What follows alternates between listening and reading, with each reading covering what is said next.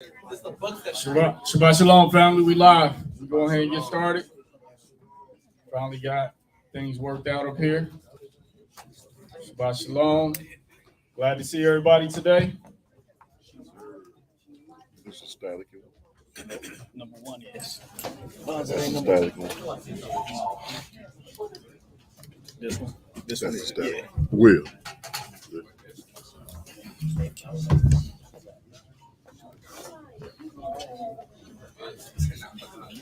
All right, y'all. Shabbat Shalom. Let's go ahead and get started. Again, we'll be baptizing tomorrow. We'll announce it a little later. We'll be at the lake, East Fork Lake at 2 p.m. Y'all come out, have a good time. Those that need to be baptized, come out. And even if you don't, you're just going to come out, have a good time. All right. Anything else before we get started? Another quick, and we'll go through announcements a little later, but if everybody could rise for prayer and the blowing of the shofar. Face Jerusalem, our homeland.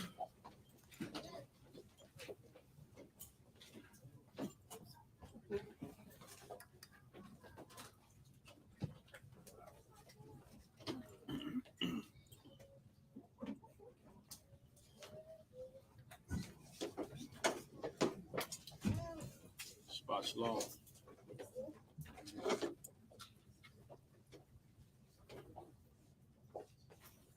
All right, y'all.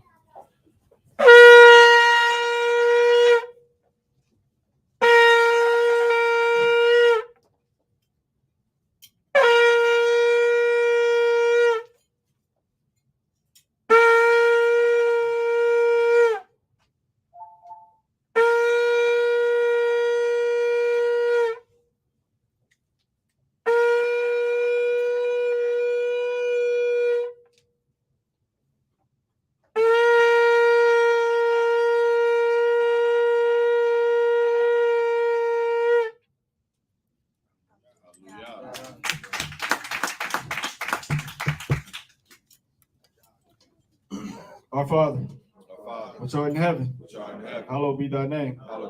Thy kingdom come, thy will be done on earth as it is in heaven. Give us this day our daily bread. Forgive us our debts as we forgive our debtors. Lead us not into temptation, but deliver us from evil. For thine is the kingdom, the power, the glory, forever. Yahweh, we give you thanks and praise again on this holy and blessed Sabbath day. Thank you for everything that you have done for us and everything that you will do for us. We thank you for choosing us and calling us out of darkness into your light, the light of the truth. We ask that our ways be pleasing in your sight and that we continue to keep your commandments, that we can receive the gift of eternal life and be blessed with a glorified body and make the kingdom. We want to hear those words, well done, thou good and faithful servant, each and every one of us. Yahweh, we ask that your spirit continue to be with us and dwell us in every way and dwell our bodies and dwell this place each and every time that we meet to have a holy convocation before you. We ask that we show love one towards another and you continue to help us to grow in the love and the unity together as a congregation. Yahweh, we thank you. We bless you in the name of Yahweh Shah. Hallelujah. Hallelujah.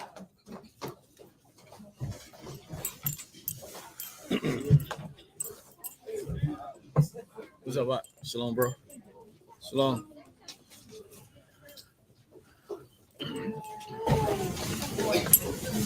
All right, family, let's just go right to Exodus 20, 1 through 17, 10 Commandments. It don't all. It's just static. The one Will got. No, the one Will got it somewhere. Yeah. You want it? No, okay. Yeah. He was asking about that mic. You want to swap? You want to break? Well, man, that side, I'm man this side. That ain't but one. That ain't but one. Yeah, Other it's one's just one. static. Yeah, number one is like messing up right So you now. got to put in work. Yeah. Right. I think number one is on the wrong frequency, I think. All right, y'all, we're going to the book of Exodus, the 20th chapter. When we get there, we're going to read 1 through 17 as always. We're going to alternate. I'll start it out. Exodus 20, beginning in verse 1 says, And Elohim spake all these words, saying, I am Yahweh thy Elohim, which have brought thee out of the land of Egypt, out of the house of bondage. Thou shalt have no other Elohim before me. Thou shalt not make unto thee any graven image, or any likeness of anything that is in the heaven above, or that is in the earth beneath, or that is in the water under the earth. Thou shalt not bow down thyself to them, nor serve them. For I, Yahweh, am a jealous Elohim, visiting the iniquity of the fathers upon the children, and to the third and fourth generation of them that hate me. And showing mercy unto thousands of them that love me and keep my commandments. Thou shalt not take the name of Yahweh thy Elohim in vain, for Yahweh will not hold him guiltless that taketh his name in vain. Remember the Sabbath day to keep it holy. 6 days shalt thou labor and do all thy work. But the 7th day is the Sabbath of Yahweh thy Elohim. In it thou shalt not do any work, thou, nor thy son, nor thy daughter, thy manservant, nor thy maidservant, nor thy cattle, nor thy stranger that is within thy gates. For in 6 days Yahweh made heaven and earth, the sea, and all that in them is, and rested the 7th day.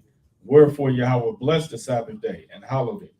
Honor thy father and thy mother, that thy days may be long upon the land which Yahweh thy Elohim giveth thee. Thou shalt not kill. Thou shalt not commit adultery. Thou shalt not steal. Thou shalt not bear false witness against thy neighbor. Thou shalt not covet thy neighbor's house. Thou shalt not covet thy neighbor's wife, nor his manservant, nor his maidservant, nor his ox, nor his ass, nor anything that is thy neighbor's. Hallelujah. Hallelujah. Torah portion. I know we're in Leviticus, what? 27. Cool. Leviticus 27. Got it updated. All right, let's go there. How many? 34. All right. Hey, Will, you want to help us out? All right, cool. 34. What's that? Like 11, 11, 12, something like that. Sounds good. Want to start off? Out? Yeah. All right. Well, everybody that say hallelujah. Hallelujah. It's the book of Leviticus, chapter 27, verse 1. And Yahweh spake unto Moses, saying, Speak unto the children of Israel, and say unto them, When a man shall make a singular vow, the persons shall be for Yahweh by thy estimation. And thy estimation shall be of the male from 20 years old, even unto 60 years old. Even thy estimation shall be 50 shekels of silver, after the shekel of sanctuary. And if it be a female, then thy estimation shall be 30 shekels.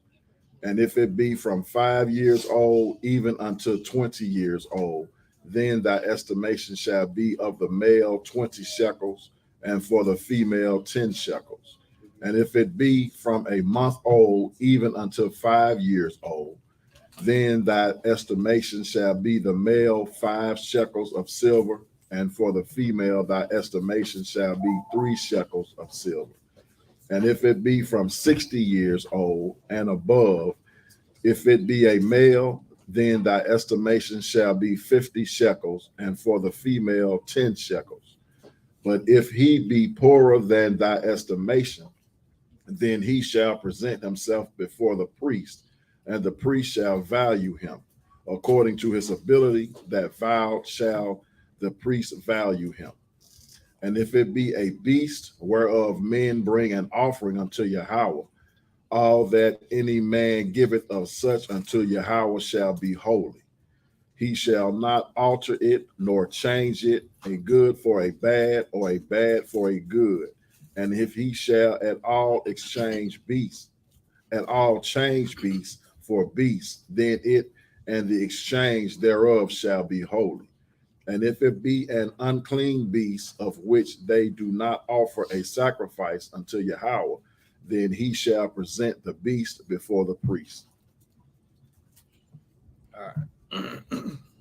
12, right? Yep. Verse 12. And the priest shall value it, whether it be good or bad, as thou valuest it. Who art the priest, so shall it be. But if he will at all redeem it, then he shall add a 5th part thereof unto thy estimation. And when a man shall sanctify his house, to be holy unto Yahweh.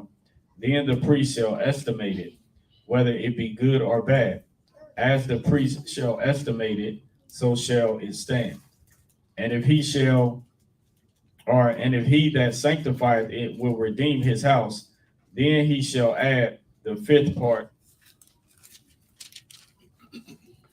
of the money of thy estimation unto it, and it shall be his. And if a man shall sanctify unto Yahweh some part of the field of his possession, then thy estimation shall be according to the seed thereof.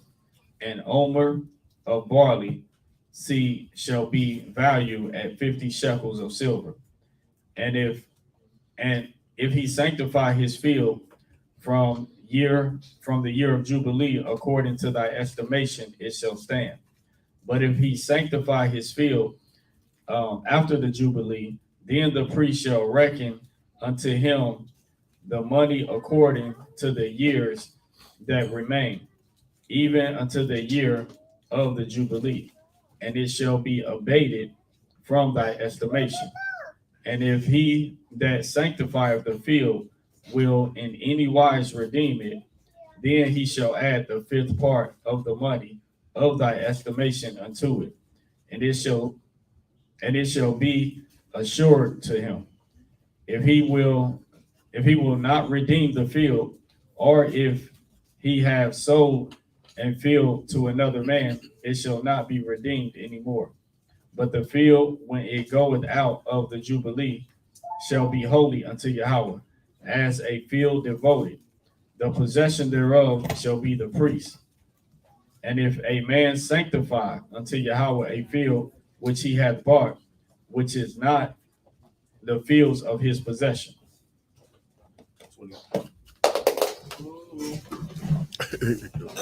Good. Check. There we go. 23. Then the priest shall reckon unto him the worth of thy estimation, even unto the year of the Jubilee. And he that shall give thine estimation in that day as a holy thing unto Yahweh. In the year of the Jubilee, the field shall return unto him of whom it was bought, even to him to whom the possession of the land did belong. And all thy estimations shall be according to the shekel of the sanctuary. 20 gerahs shall be the shekel. Only the firstling of the beast, which should be Yahweh's firstling, no man shall sanctify it, whether it be ox or sheep, it is Yahweh's. And if it be of an unclean beast, then he shall redeem it according to thine estimation, and shall add a fifth part of it thereto. Or if it be not redeemed, then it shall be sold according to thy estimation. 28. Now notwithstanding no devoted thing, that a man shall devote unto Yahweh of all that he hath, both of man and beast, and of the field of his possession, shall be sold or redeemed. Every devoted thing is most holy unto Yahweh. None devoted, which shall be devoted of men, shall be redeemed, but shall surely be put to death. And all the tithe of the land, whether of the seed of the land or of the fruit of the tree, is Yahweh's. It is holy unto Yahweh. And if a man will at all redeem aught of his tithe, he shall add thereto the fifth part thereof. And concerning the tithe of the herd or of the flock, even of whosoever passeth under the rod, the 10th shall be holy unto Yahweh. 33. He shall not search whether it be good or bad, neither shall he change it. And if he change it at all, then both it and the change thereof shall be holy. It shall not be redeemed. These are the commandments which Yahweh commanded Moses for the children of Israel in Mount Sinai.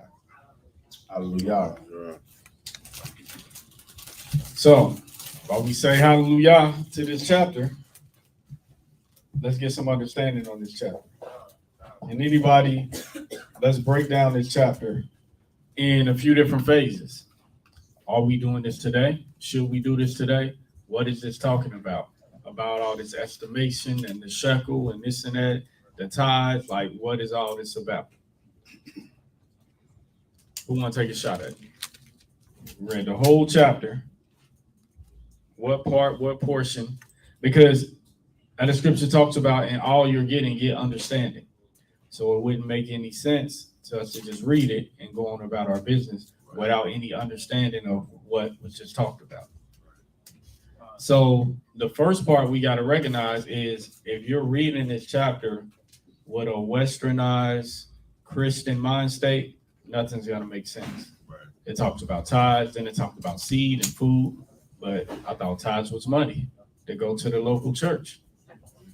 That's not what it seems to indicate here.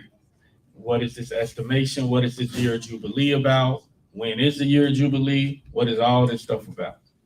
But if we read it in the context of what it is, in verse 1 it says, and Yahweh was speaking to Moses, saying, speak unto the nation of Israel, or the children of Israel. The word in Hebrew is ben, which means nation. It can be translated as children, but it's nation. Speaking to the nation of Israel and saying to them. So this is what he's telling who? A nation of people. These are not instructions to a Baptist church, a Catholic church. It's to a nation of people. A nation of people that dwelt in their own land, and how we were supposed to a part of our own economic system. You know, all nations have their own economy, right? This is a part of the economy of the nation of Israel. This is what the Most High has given us here. When we are a sovereign nation in our own land, with that thought process, you can kind of make sense more of what it is and what's going on. Anybody want to take a shot at it? I can Elijah. It's on you. I will got you.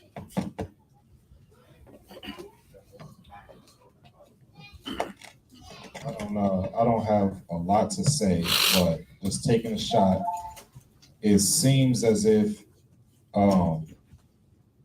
is giving direction for someone who wants to make like a separate vow, or so basically it seems like they're doing the regular offering, but then this is something separate, like if you want to go above and beyond what we're already doing. I gather that from verse 2, and it says, when a man shall make a singular vow, the person shall be for Yahweh by thy estimation. And singular, in the Hebrew, that word I think is palah, and it means to separate. So that's what I got. Cool. So far. Cool. That's a good start. And what is this vow going to specifically? Search through this chapter. What is this extra vow specifically for and to?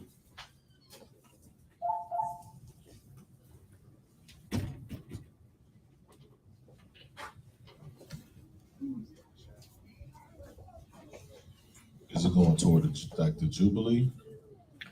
Towards the Jubilee.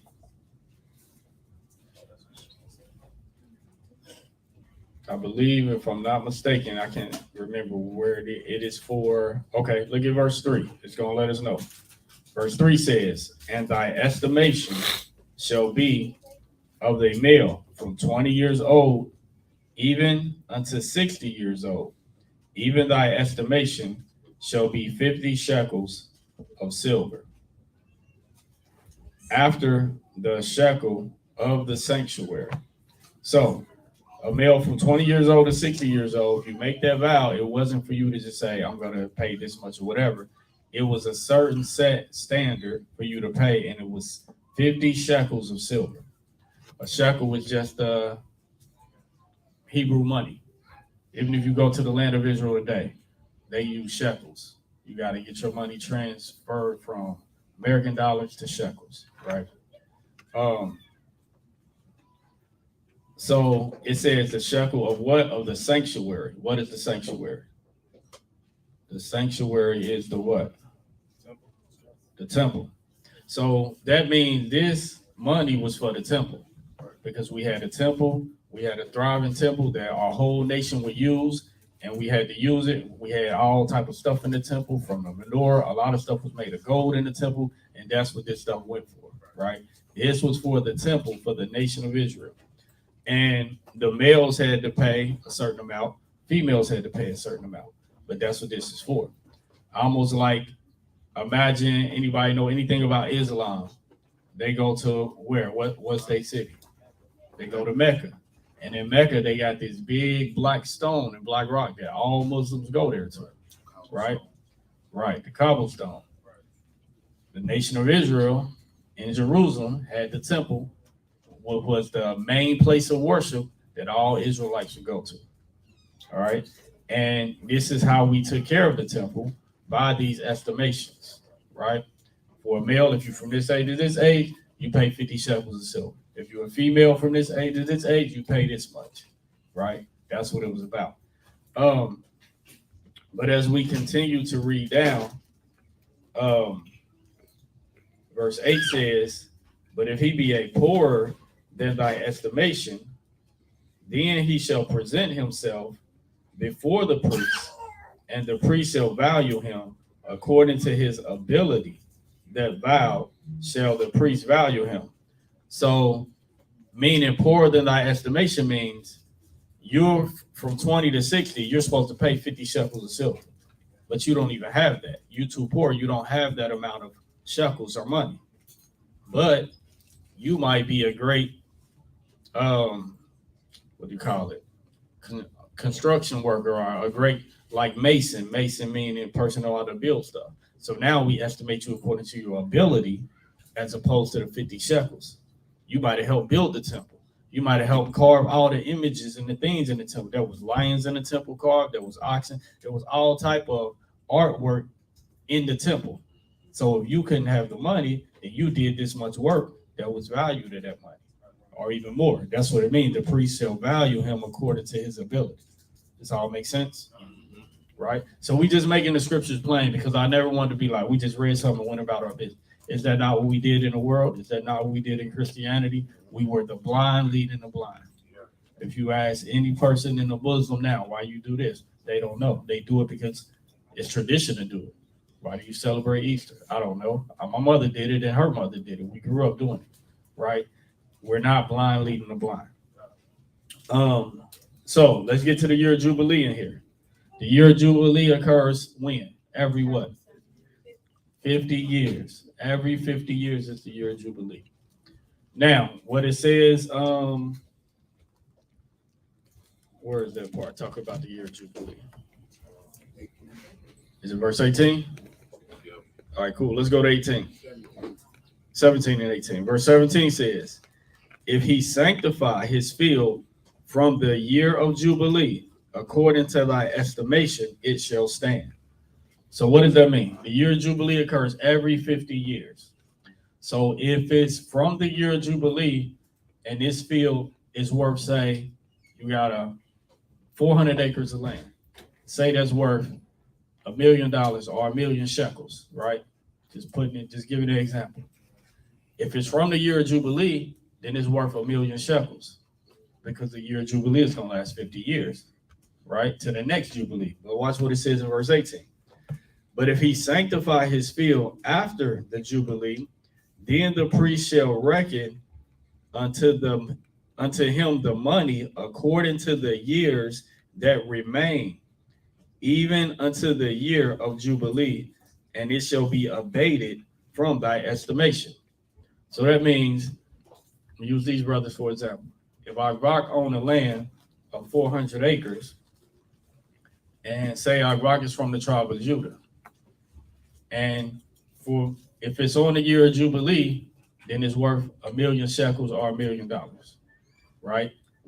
If 40 years has passed and now he sold to Agwil, and Agwil say it's from the tribe of Benjamin, if he sold 400 acres, right? Say if he sold 300 acres to Agwil, right? And it's 40 years later, after the year of Jubilee. That means in 10 more years, it's going to be the year of Jubilee again. That makes sense? That means in verse 18, when it says, But if he sanctify his field after the Jubilee, then the priest shall reckon unto him the money according to the years that remain. So it's only 10 more years that remain in the year till the year of Jubilee, right? So that means this. That means that I will only gonna get to own that land for 10 years. Because right. So he's gonna have to pay whatever the priest estimates for him owning it for 10 years. Not that he's gonna own it for good. Why? Because once those 10 years are up and the year of Jubilee comes again, then what happens? Leviticus 25 will explain it to you. Every year of Jubilee, the land goes back to the tribe that it was originally given. So if you lost all of your land within 50 years, once the year of Jubilee comes, if you're from the tribe of Benjamin, then you automatically inherit back that certain tribe, which means the Almighty gave us an economic system that eliminates what they call generational poverty, right? Because if your father was bad with his money and his father was bad with his money, once the year of Jubilee comes, you start all over again. If you were a good businessman, you're back on equal playing field with everybody every 50 years. Every man gets to inherit the portion of land that they was originally given. Now, until them 50 years, if you was a bad businessman and you lost all of your land and you just poor, this is what it is. You could try to work to get it back, but once the year of Jubilee comes, which is gonna come in everybody's lifetime pretty much, unless you die real early. Even if you were born on year of Jubilee, once you're 50 years old, you're like, boom. It's almost like every 50 years, America say, we're gonna deposit $1 million into your bank account. And you're like, oh, I grew up poor, I grew up in the ghetto, I never had no money. The highest job I got paid was $12 an hour, and this and that. But it's only 5 more years to the year of Jubilee. I'm just gonna wait till then. You know what I mean? I'm gonna sit back and I'm gonna get my $1 million. You know what I mean? This is how it was. Now everybody's on the equal playing field again. That makes sense? So that's what it means. According to thy estimation, he shall debate it according to how many years remain. And that was the priest's job to do that. So the priest dealt with the money, the priest dealt with the sacrifices, the priest dealt with a whole lot of things. That makes sense? All right, cool. I just wanted to sum up this whole chapter of what we're reading and what's going on. This is Israelite economic system, which we're in captivity. We're under the economic system of wherever land we're scattered to. If we're in Cuba, we're under their economic system. If we're in America, we're under their economic system. That makes sense? All right. So yeah, just wanted to get that out because I think everybody's kind of looking around like, what does this really mean? And nobody was gonna say nothing. So we was just gonna be like, all right, that was the tour portion for the day. That's that. You know? That was good. That was good. I just went to the concordance and started looking up these words. Right. Started making sense. Yeah, right. Exactly. That's a good thing. Yeah. All right, so that's the tour portion. What we got next? Y'all want to deal with some current events a little bit? Chop it up. I got a testimony. All right, I got a testimony. Let's get you the mic out.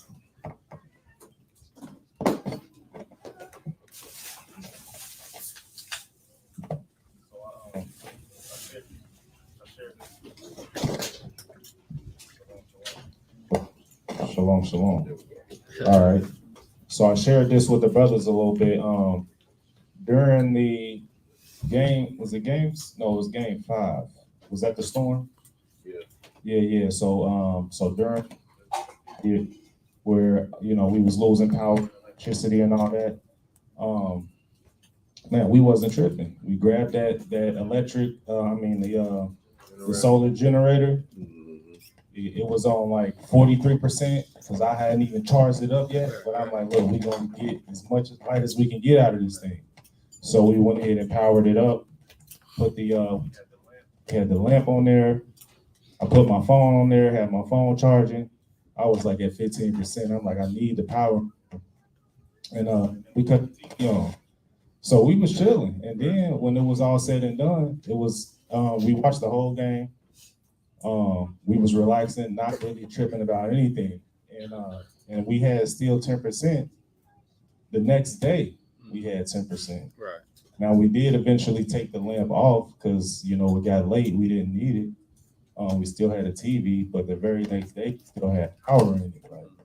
And so I know the brother's been saying that we to get one of those solar generators, and it definitely came in handy. Right. We had the gas power one, but we wasn't gonna fire that up in the house. You know what I mean? Right. So it came in handy. We had light, and then we wasn't tripping. Right. We was just chilling.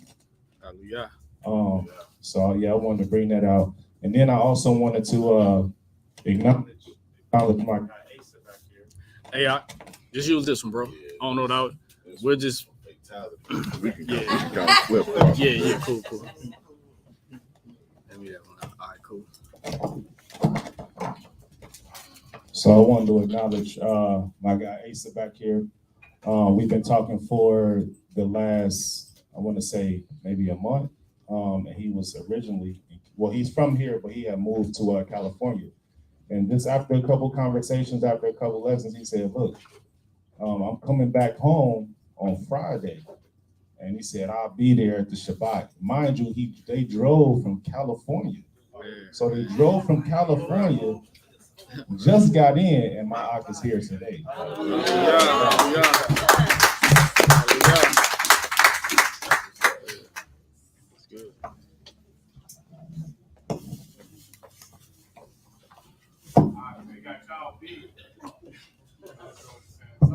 Right, yeah. Hey, Cali ain't no joke.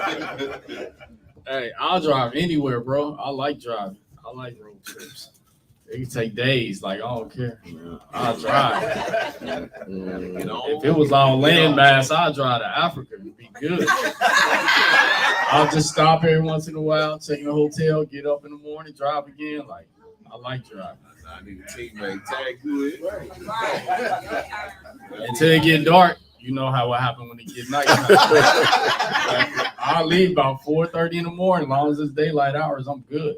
Play some music. I'll drive for hours. And once that sunset, it's over. Yeah, trying to go to bed. Shout out Ox McKello in the back. Shalom, bro. I'm McKello from Indianapolis. Tell the brothers up there shalom. You got anything to say, Ox? Blessing to be here with y'all on another Shabbat. All right, current events. Anybody got anything they want to say, talk about? That's a good thing because Elijah, we've been talking about that for a minute. The generators, a little bit of everything. He was actually able to, put it to use in something in a time like this. So, now the time's coming down the road. You know what I mean? You got what you need to take care of yourself, take care of your family. You need 100-foot cord. You need 100-foot cord. 100-foot cord for that gas generator. Oh yeah. You gotta worry about it. Right. All right. You got something like Will? Yeah, I like the way. Okay, cool. That's good. If people got anything? Go ahead. So you know how we were talking about when the stuff popped off and when that shootout happened in what was that Connecticut, the OVAD, UVAD, wherever that place is. Was it Texas? Yeah. And one of the guys. What you call it? I butchered that name. What's the name? Somebody. Uvalde. There we go. Yeah, I said everything but. That's the school, right? Yeah. Okay. No, not the school. It was the in Boston. Yeah, because the guy that got killed was a black security guard that got killed, right? Yeah. And he was the one. He had a water machine. Well, that was Boston. I thought that was Buffalo, New York. Buffalo. Yeah. We all over the place. All over the place. Yeah, that's Buffalo. There's so many shoes. You don't know where they at. You're right. So, but y'all know the black guy who had invented the machine to operate on water. Well, there's a guy, his name is Moses West, black guy, ex-military, and he has created a machine to create water out of the air. Yeah. And so I the reason why I bring his name up is because I was watching some information on him, and he had already been on the one of the YouTube channels for Purple and Gold. So he was on there and they was interviewing him and whatnot. And he was talking about how the machine that he made, like he's been to Puerto Rico, you know, when Puerto Rico had like the crazy earthquakes and whatnot, like, and everything was knocked out over there. He went over there, built the machine, and gave them water. He went up to Flint when stuff was acting crazy in Flint, and he still travels back and forth to Flint because, you know, they ain't did nothing in regard to the water with Flint. So he goes back and forth up there. But he's like, he's willing to take the machine wherever. You know what I'm saying? And he's saying how he gets government funding and all of that. So I say that two things. One, to keep him in prayer, because I'm surprised he's still breathing. You know what I'm saying? And then two, that he comes into the knowledge of the truth. Because of course, when IUIC was interviewing him or whatnot, you know, he was real Christianity. You know what I mean? So and they, you know, they really, which I was expecting them to chop his head off, but they didn't, because they, you know, the guy who was interviewing, he a really polished dude, even though he still wore purple and gold, but he stuck to the interview and got some good information. So, and of course he's, you know, looking for, you know, donations and stuff like that. So I got his information, but just really keep him in prayer in regard to that. What else? So Biden sent more money over to Ukraine, and Billy, and Ukraine has cut off, or they're preparing to cut off their coal supply to America. So what I learned about the coal is that a lot of our electric power is run on coal. I had no idea. And so a lot of these blackouts that we have, you know, they're really predicting that it's going to be a lot more. They call them rolling blackouts. And so so you was right on point, you know what I'm saying, with the generator and all of that, because there's going to be a couple of more blackouts. But a lot of that is going to be due to them, Ukraine cutting off the coal supply. So it's not going to be no coal to help burn to keep the electricity running throughout the power grids.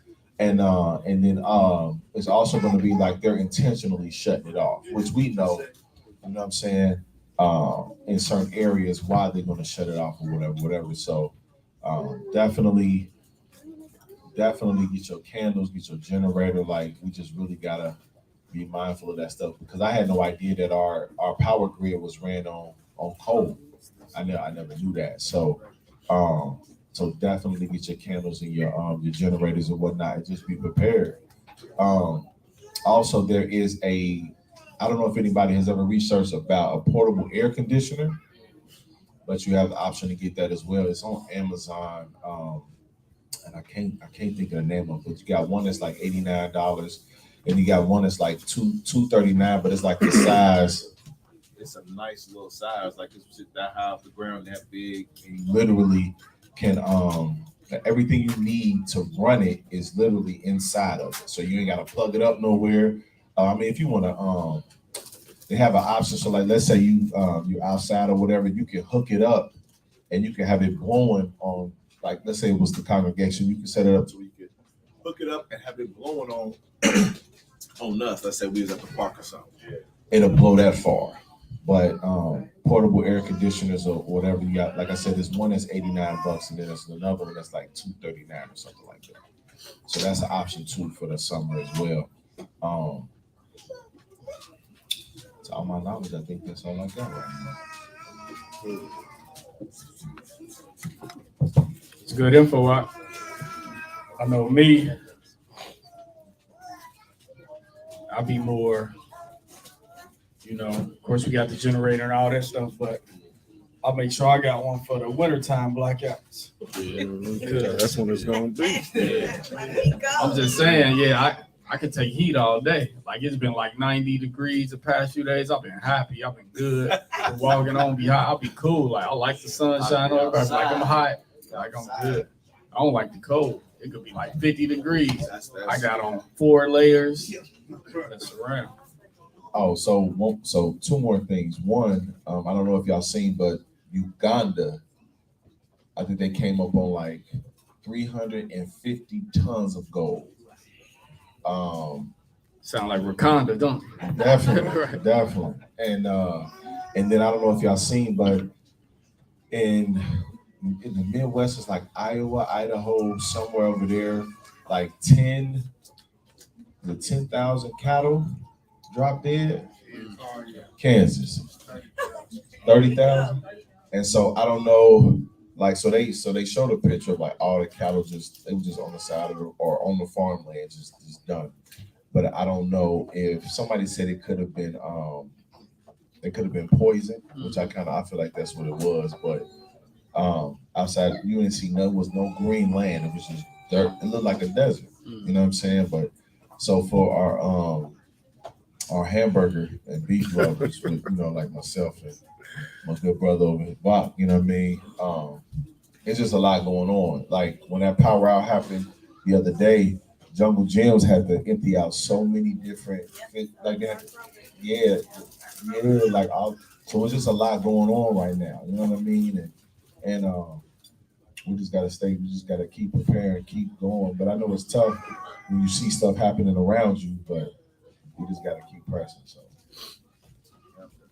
Yep. So as we know that anybody that look at history, know anything about anything, kingdoms rise and kingdoms fall. No kingdom lasts forever, except for the Almighty's kingdom.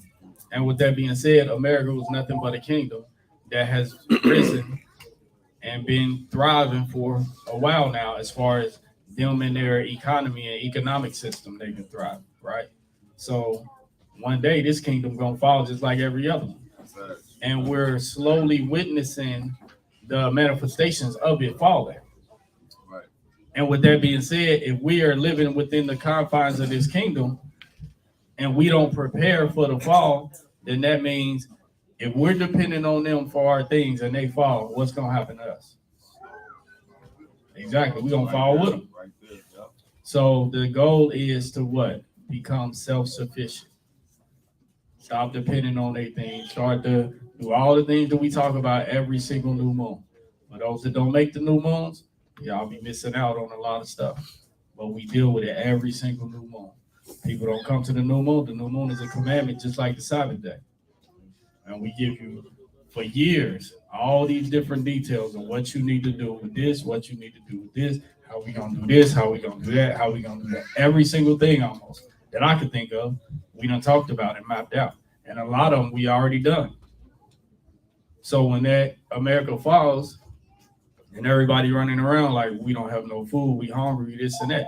Everybody that's been listening to us for years, we should have food. We should have water. We should have everything that we need to sustain our life.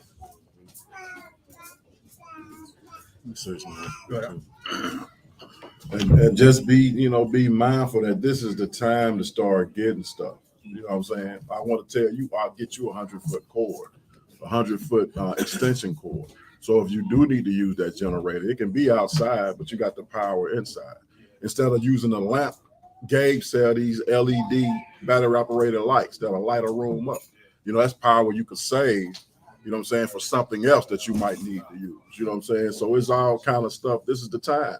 We get complacent because everything is cool now. The sun is out.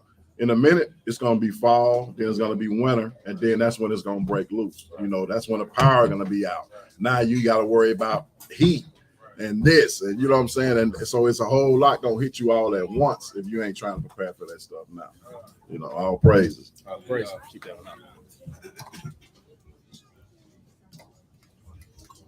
You got it back. All right, y'all, anything else? I guess we'll just get into some scriptures for today then and go right into, sing your praise to the Most High. So make it a cool day. All right, well, with that being said, let's just go ahead and get into scriptures. So this is a lesson that we're going to deal with today. The title is Finding the Straight and Narrow Way, right? So that's what we're going to deal with, finding the straight and narrow way. And again, like I said, during the law portion, during the Torah portion, Always, whenever you reading these scriptures, when we dealing with the scriptures of truth, we got to come at it from Hebraic standpoint. We got to come at it from a nation standpoint and a nationalistic standpoint. This is where all the confusion comes in when you don't look at the scriptures in that light, right? Imagine reading the Torah portion that we just read in your local Baptist church, and you thinking that this is talking about the Baptist. It don't make no sense. Like, it really won't make sense. You'll think like, well, wait a minute, we've been giving tithes for money every week, but it said tithes was from the land, food, and different things like that. And wait a minute, what about this estimate? What is the year of Jubilee? Nobody answers none of those questions. You'll just come to church one day and they'll just be like, it's the Jubilee. What Jubilee? What are they talking about? Like, they use the word Jubilee at churches from time to time, but they don't know what the Jubilee is. Use that during praise and worship. They use it during praise and worship, he said. You know what I mean? They just throw in words and catchphrases out of nowhere that don't make no sense. So, all right, so we're dealing with finding the straight and narrow path is the title. All right. So we're just gonna read some scriptures, get some understanding, break down some things. How we know we on the straight and narrow path. We know that even within our congregation, we got brothers that's been in the truth for years and sisters. We got people it's their first year in the truth, right? And so a lot of times we need to continue to go over these foundational things because it's very important to your overall understanding. The foundation is the key. Once you got the foundation, then you're not loose from this foundation. All right. So we're just going to read some scripts, get some understanding. Matthew chapter number 7, verse 13 and 14.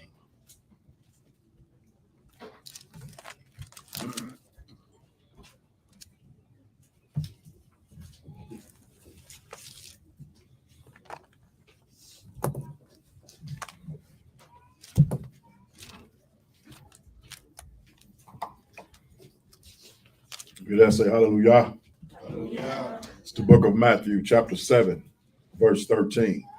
Enter ye in at the straight gate, for wide is the gate, and broad is the way that leadeth to destruction, and many there be which go in thereat. Because straight is the gate, and narrow is the way which leadeth unto life, and few there be that find it. That tells us what? Most of the world is going to be deceived. Most of the world is going to be in the broad or the wide gate, the wide way. And verse 13 says, or verse 14 says, because straight is the gate and narrow is the way which leadeth to life, and few there be that find it. So in this truth, there are going to be few in terms of numbers. There's going to be doing the straight and narrow way. So how do we find that straight and narrow way? Right? We got to use the scriptures because it is. We've been having conversations very recently with people in the witness religion, you know, the J witness that knock on your door. We've been having conversations with them. We've been having conversations with Christians, some Christian pastors. We've been having conversations, and everybody believes that them and their religion is in the straight way. If you go to the Baptist church tomorrow, they're going to all say, we in the straight way, and everybody else is in the wide gate. You go to the Catholic church, they say, we the ones that's doing the straight and narrow path, right? You can go any religious denomination, no matter what it is, and they all believe that they're the ones that's doing the straight and narrow path. Likewise, we would say the same thing about ourselves and what we believe, right? So we all saying the same thing, but we all doing things totally different. Then how do you know who in the straight and narrow path and who's not? How do you figure it out? How do you find your way? We got to use the scriptures to find out who in the straight and narrow path and who not. Because they all gonna read the same verse and say, yep, we Methodists, we in the straight and narrow path. But we can all agree that Moses, Jeremiah, Yahweh, Peter, the apostles, Ezekiel, Isaiah, we can all agree that these people we read in the scriptures were in the straight and narrow path. So we got to use the scriptures to find that out. And then we got to look at what they did versus what we're doing today. All right, so let's just run through these. Exodus 20, 8 through 11. Exodus chapter 20, verse 8 through 11.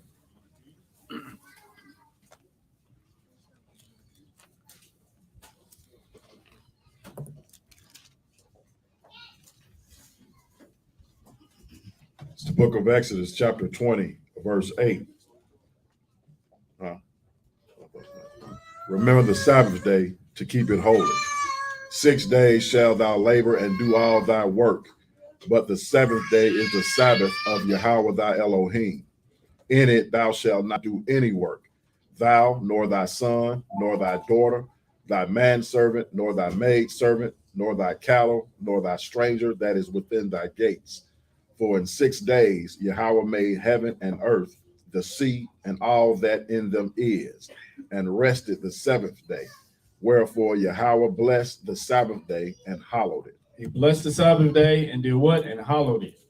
So why do we read that? Once we can establish this day, guess what that does? If we looking for the straight and narrow path, once we can establish the Sabbath day throughout scriptures, that's going to eliminate like 99% of all the religious groups upon the face of the earth. That's going to eliminate like 99% of them. So if we looking for the straight and narrow path, let's see what the Most High said about that. Again, Exodus 31, verses 12 through 17. Exodus chapter 31. This one commandment, because like I said, everybody say that their religion, you could be Baptist, Southern Baptist, Methodist, Episcopalian, Apostolic, J Witnesses, you could be a Muslim, you could be anything. And everybody believes that they're on the straight and narrow path and they're in the truth. But once we establish the Sabbath day, we're going to eliminate 99% of them off rip. Once you establish how important this is to the Most High, and you can't be in the truth without doing this, you can cut off 99% of all of these religions. Now watch what the Most High said in Exodus 31, 12 through 17. It's the book of Exodus, chapter 31, verse 12. And Yahweh spake unto Moses, saying, Speak thou also unto the children of Israel, saying, Verily my Sabbath ye shall keep, for it is a sign between me and you throughout your generations, that ye may know that I am Yahweh that doeth sanctify you. Ye shall keep the Sabbath, therefore, for it is holy unto you. Every one that defileth it shall surely be put to death. For whosoever doeth any work therein, that soul shall be cut off from among his people. 6 days may work be done, but in the seventh is a Sabbath of rest, holy to Yahweh. Whosoever doeth any work in the Sabbath day, he shall surely be put to death. Wherefore the children of Israel shall keep the Sabbath, to observe the Sabbath throughout their generations, for a perpetual covenant. For a perpetual covenant. Perpetual means forever. It said the children of Israel shall keep the Sabbath forever, and it is a covenant. Verse 17 says, it is a sign between me and the children of Israel forever. This is a sign between us and the Most High forever. Right? Then it says, for in 6 days Yahweh made heaven and earth, and on the seventh day he rested and was refreshed. So we see what the Most High says here about the Sabbath, to keep it forever. It is a sign between him and the children of Israel forever. It also says that in verse 13, the latter part says, this is what sanctifies you. The keeping of the Sabbath day actually sanctifies you. The word sanctified means to make holy, to set apart, right? You ever hear people say, I'm sanctified. How are you sanctified and you don't keep the Sabbath day, which sanctifies you?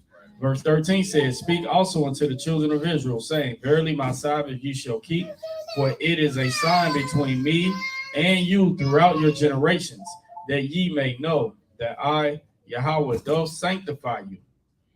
Ye shall keep the Sabbath, therefore, for it is holy. Everyone that defileth it shall surely be put to death. This death is talking about the first death. It's also talking about the second death. When we're talking about the second death, this deals with whether you will receive eternal life or not.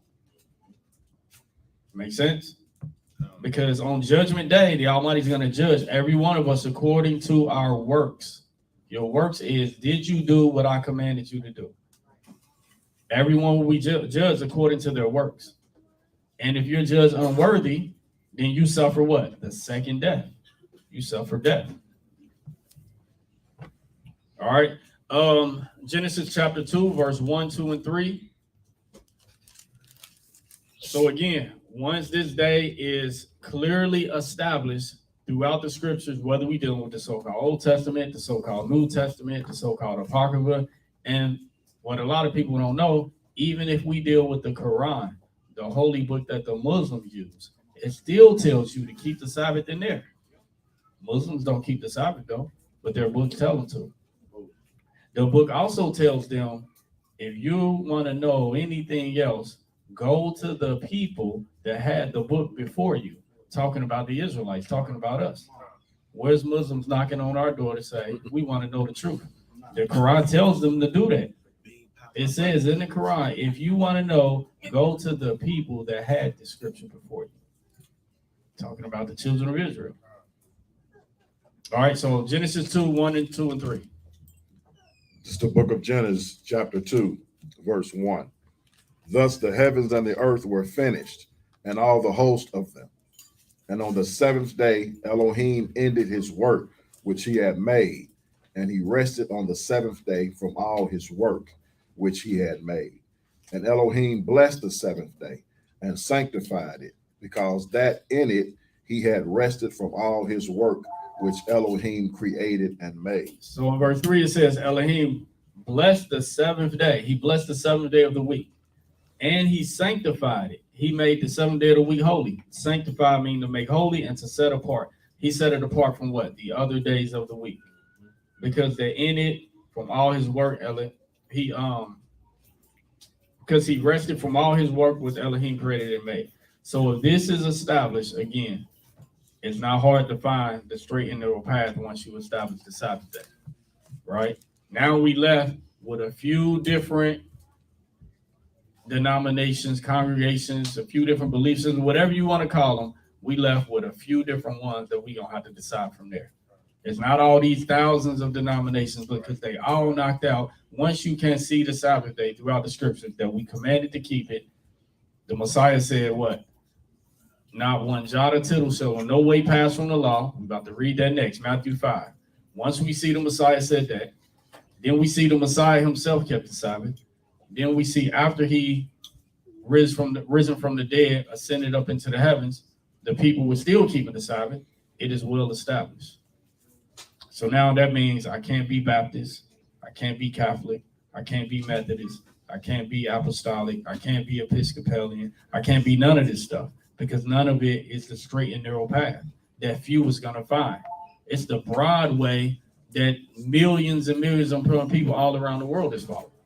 That's the broad path. That's the broad way. All right, Matthew 5, 17 through 19.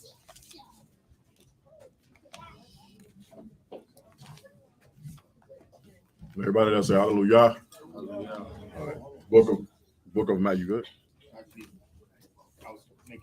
Oh, okay. Matthew 5, 17 through 19. The book of Matthew, chapter 5, verse 17. Think not that I am come to destroy the law or the prophets. I am not come to destroy, but to fulfill. I am not come to destroy, but to fulfill. So obviously, destroy and fulfill have two different meanings. They can't be one and the same. But look what he says. Think not that I came to destroy the law or the prophets. I am not come to destroy, but to fulfill. He didn't come to destroy the law, and he didn't come to destroy the prophets, but he came to fulfill them. Now, what happens when a Christian reads this verse? They're going to say that he fulfilled the law, which means you don't got to do it no more. But they don't do the same thing with the prophets, because he put the prophets in the same boat that he put the law right here. He said, think not that I came to destroy the law or the prophets. And then if you say to the same Christian, is these prophecies still going to happen? Is Christ still going to come back as prophesied? They're going to say yes. But wait a minute. If the law is destroyed, then the prophecies got to be destroyed. If the law is fulfilled, which you say fulfilled means we don't deal with it no more, then the prophecies are in the same boat that he put the law in. They're going to tell you that, yeah, all the prophecies still stand. The Israelites supposed to go back home. Everything that's prophesied is still supposed to stand, but the law don't stand. The Messiah put them both in the same bucket. The same thing you do with the law is the same thing you got to do with the prophets. That makes sense? Think not that I came. Don't even think that. So this shouldn't even be a conversation for those that truly follow the Messiah. We shouldn't even think that he got rid of the law. Do not think that I came to destroy the law or the prophets. I came not to destroy, but to fulfill. For verily I say unto you, till heaven and earth pass, one jot or one tittle shall in no wise pass from the law until all be fulfilled. Did heaven and earth pass away yet? No. Therefore, nothing shall pass from the law yet until all be fulfilled. Not until heaven and earth passes away. So the whole law still stands. Verse 19, whosoever therefore shall break one of these least commandments and shall teach men so, he shall be called least in the kingdom of heaven. But whosoever shall do and teach them, the same shall be called great in the kingdom of heaven. Do not we teach the law and do the law? You're going to be great in the kingdom. Right? There is a condemnation of those that teaches against the law, because you're teaching against what the Almighty commanded. So that's established, right? A couple more. Luke 4:16, just dealing with that, because these type of lessons are designed to wake up the lost sheep of Israel. Luke 4:16. It's the book of Luke, chapter 4, verse 16. And he came to Nazareth, where he had been brought up. And as his custom was, he went into the synagogue on the Sabbath day and stood up to read. So the Messiah didn't go to church on Sunday. He went on the Sabbath day to where? The synagogue. So it looked like we following the Messiah. We go to the synagogue on the Sabbath day. Acts chapter 13, verse 13 and 14.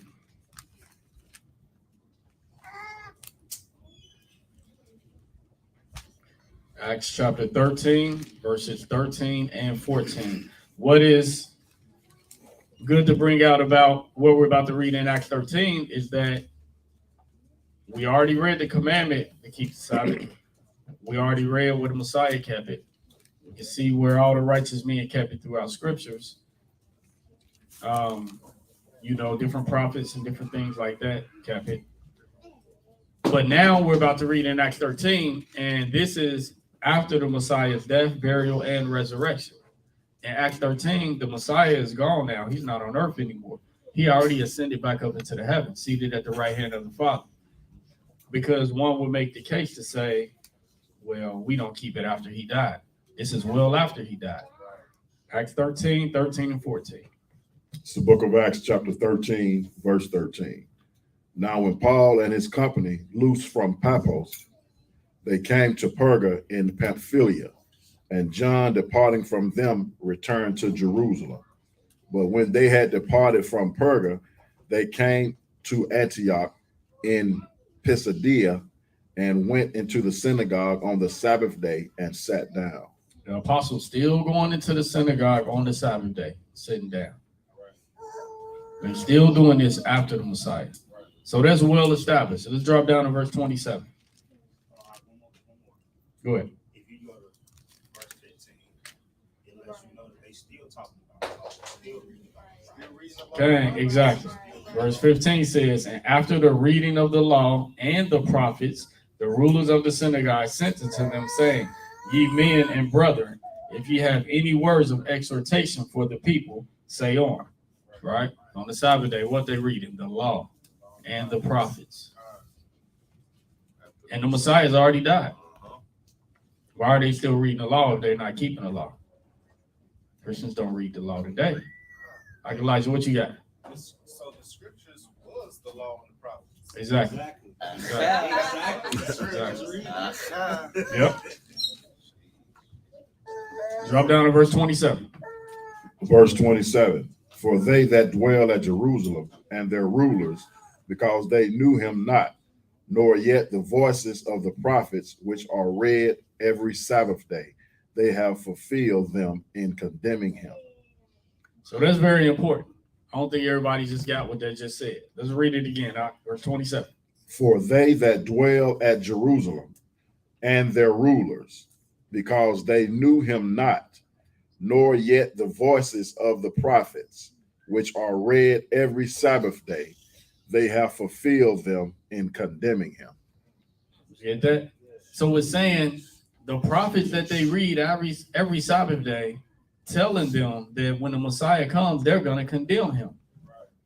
But these same people in their day was condemning him, the Messiah, but they didn't even know that they're the ones the prophets was talking about, that you're going to condemn the Messiah when he comes, because they didn't know him. They knew him not. Likewise, this goes on right now today. People that speak against us and speak against what we do and what we believe, they are fulfilling the scriptures by condemning the righteous, but they think they're the righteous. They all go to church tomorrow and they think they doing something right and we're doing something wrong. It happens all the time. When you first come to truth, from your family members to whoever you around, they got to condemn you, and all you're doing is this, because they don't know the Messiah. That's what it says. They knew him not, so they didn't understand that the things that they were doing was condemning him, just like the prophets that they read every week saying that they would do. Likewise, when we bring it right down to today, it's the exact same thing going on. Our people have eyes that do not see and ears that don't hear, and they're the stumbling block, but they don't realize that they're the ones that don't see and they're the ones that don't hear. And they'll tell you, watch out, we're going and keeping the Sabbath. Be careful with not eating pork. There's no be careful with keeping the Most High's law. Like, people will literally tell you that. Be careful with keeping them commandments. Be careful, you might be in the car.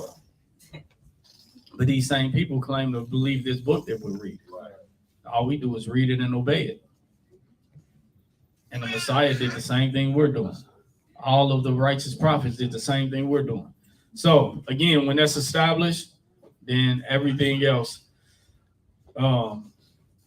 it becomes very easy once this day is established. Drop down to verse 42. Same chapter.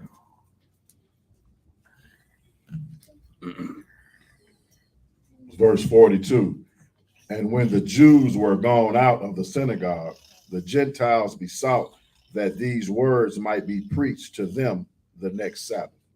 Not the next day, but the next Sabbath. Not on Sunday. When the Gentiles wanted to hear the word from our people, they knew we and our people would be teaching the word. They was like, hey, can we come next Sabbath to hear this word? Revelation chapter number 1, verse number 10. I'm good. We may come back. Revelation 1 and 10. It's the book of Revelations, chapter 1, verse 10. I was in the spirit on Adonai's day and heard behind me a great voice as of a trumpet. So Revelation 1 and 10, John says, I was in the spirit on the Lord's day. When you in Christianity, what day is the Lord's day? Sunday. How do they just tell you that that's the Lord's day out of nowhere? Right? Pope said He it. said, I was in the spirit on the Lord's day. This is the verse that they use to say, that means the Lord's day is Sunday, we go to church on Sunday. Did it say it was Sunday? He just said he was in the spirit on the Lord's day. Well, how do we figure out which day is the Lord's day? We got 7 days in a week. If he said, I was in the spirit on the Lord's day, obviously he's talking to an audience that knows what day is the Lord's day. Let's go to Mark chapter 2 and verse 28. It's not very hard to figure it out, right? They've been telling our people for years, when we have conversations with Christians, they'll go right to Revelation 1 and 10 and say, the Lord's day is Sunday. You said that. You said it's Sunday. Mark 2 and 28. It's the book of Mark, chapter 2, verse 28. Therefore, the Son of Man is Lord also of the Sabbath. So what day is the Lord's day? He said the Son of Man is Lord of the Sabbath. The Sabbath is the Lord's day that he's talking about. So John was in the spirit on the Sabbath day when he got this revelation. All right. John 10 and 22.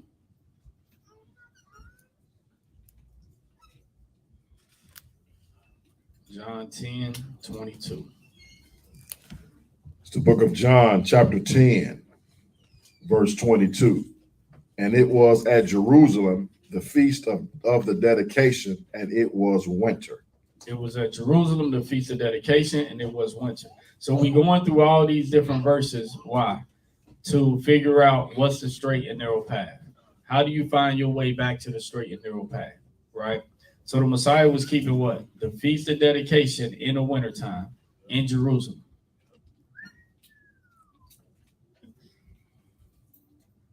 Do any of our people today keep the Feast of Dedication? That's not in the truth.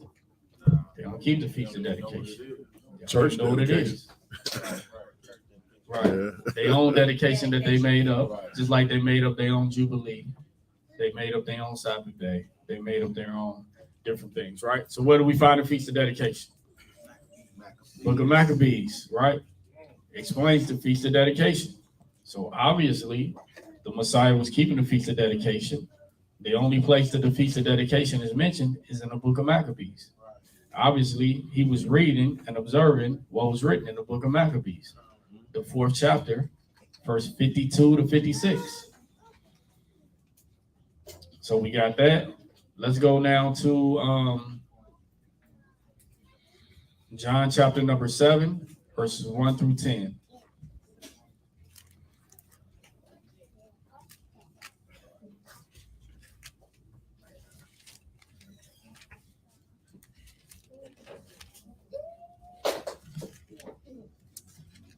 Book of John, chapter 7, verse 1.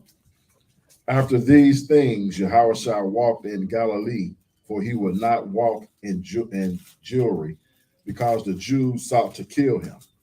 Now the Jews' feast of tabernacles was at hand. His brethren therefore said unto him, Depart hence and go into Judea, that thy disciples also may see the works that thou doest. For there is no man that doeth anything in secret, and he himself seeketh to be known openly. If thou do these things, show thyself to the world. For neither did his brethren believe in him. Then Yahushua said unto them, My time is not come yet, but your time is always ready.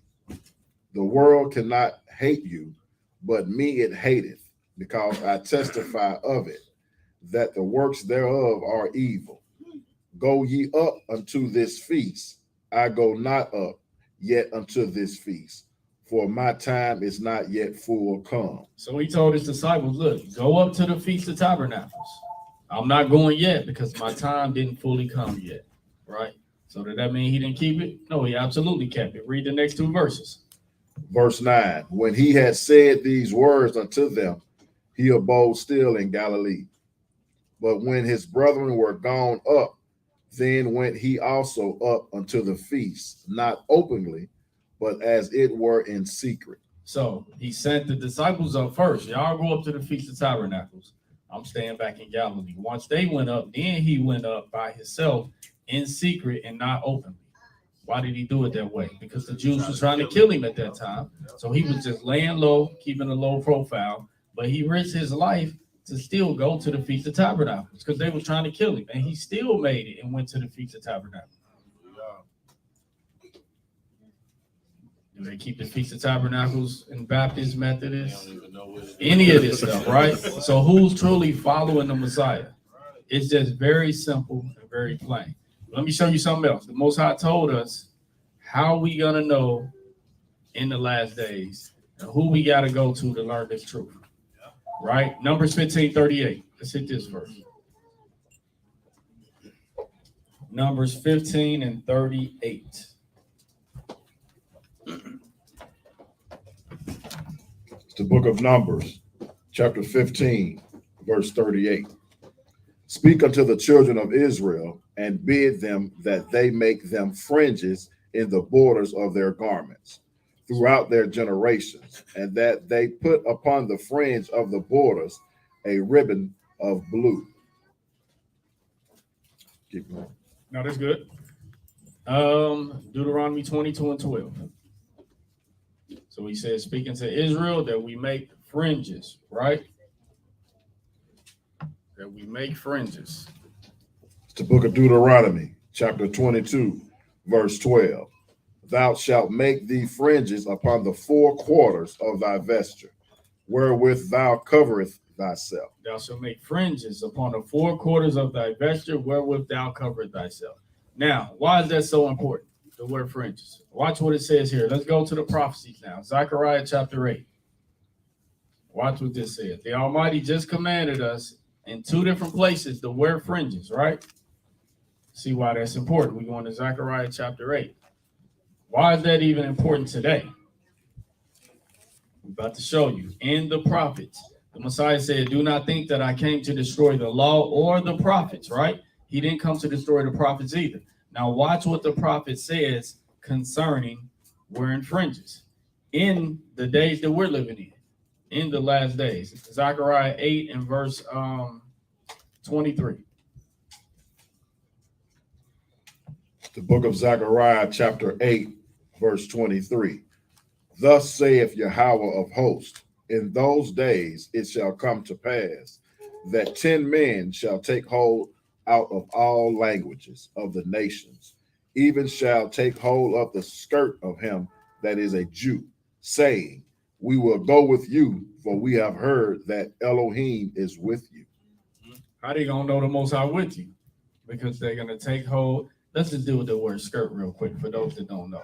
These men are not wearing skirts that like women wear. Right. Just a bad English translation. I don't know why they use the word skirt. Maybe that's how they spoke 400 years ago in English. But the word skirt, when you look it up in the Hebrew, it is the word that is used to describe the fringes. Hebrew word 3671. When we go into the commandment of fringes, that word is there as well.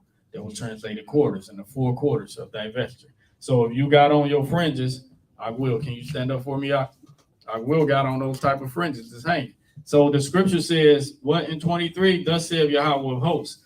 In those days, talking about the last days, it shall come to pass that 10 men out of all languages and nations, so all over the world, even shall take hold of to the skirt, which is the fringe of him that is a Jew, saying, we will go with you, for we have heard that Elohim is with you. How they gonna know the Most High with you unless you have on your fringes? Unless they see your fringes, where they're able to take hold on. Not that they might physically grab them, but it's talking about when they see the people with fringes on, they're going to know these are the people of the Most High. These are the people that we got to go to because the Most High is with them. They can teach us the truth, right? But right now today, our people will recognize a little square right collar right here more than they'll recognize the fringe. Y'all know what I'm talking about? Catholic priests be wearing. They'll see that collar with that little white right there. They'll be like, I need to go to him to learn the truth. Nope. You can't learn the truth from them. That's why they call their places of worship a parish, because you're going to die. Is it not called a parish? It's called a parish. You're going to die if you believe what they tell you. That's the line of the day. That's where Sunday come from, Easter, Christmas. Everything that we know of wrong is where it's come from. The dietary law, they tell you can eat anything. A parish. You will definitely perish. That's the broad way, right? It's not the narrow way. But they not recognizing the fringes. Some people are. But more and more people are waking up. As I'm going about walking, some people will stop me sometimes. See friends like, hey, Shalom, I know what them are. You know what I mean? This Christian guy that we just talked to, me and some of the brothers just talked to, he recognized me because of my fringes. He was like, oh, I know what them are. You got on fringes. You a Hebrew. This and that, right? Yep. So again, look at that verse again. Thus saith Yahweh of hosts. What do of hosts mean? Yahweh of hosts. What does that word host mean? Armies. It means the heavenly armies. It means the armies. All right. So thus saith Yahweh of hosts, which is the armies. In those days it shall come to pass, 10 men shall take hold out of all languages and nations, even shall take hold of the skirt of him that is a Jew, saying, we will go with you, for we have heard that Elohim was with you. But look, these are the races of people that's saying this. Because why? They want to know the Most High. They want the truth. They want to connect to the Most High. Why is that written there? Our job is to be a nation of priests, a kingdom of priests. Right? So, what did that also tell us? That also tells us that this commandment of fringes is not done away with. Just like the Messiah said, not one law, shall pass until heaven and earth passes away. So we should still be wearing fringes, the Gadel fringes and the ZZ fringes. And this is how the people are going to recognize who to go to get the truth in the last days, who the Most High is with in the last days.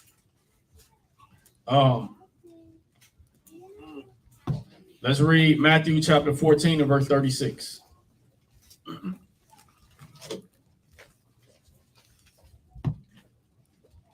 You see how we started with the Sabbath day, we knocked off 99% of the religions, right? Now for the few that do keep the Sabbath, like Seventh-day Adventists, right? We knocking them out with the fringes and the other command. This is the straight and narrow path. They say Christianity means a follower of Christ, right? Then that means, according to their definition, we're the only Christians out here because we're the only ones that's following them. If Christianity means a follower of Christ, then that's us, right? Exactly. Watch what happens here. Matthew 14 and 36. It's the book of Matthew, chapter 14, verse 36. And besought him that they might only touch the hem of his garment, and as many as touched were made perfectly whole. The word hem is just like the word fringes, just like the word skirt. When you look that up in hem, it's going to tell you that it means tassels. So the Messiah was wearing tassels when he was on earth. And everyone that touched his tassel was healed. Whatever your illness was when you were sick, you touched his tassel when you was healed. Right? So the Messiah was wearing fringes. He was wearing tassels. Matthew 24 and 24.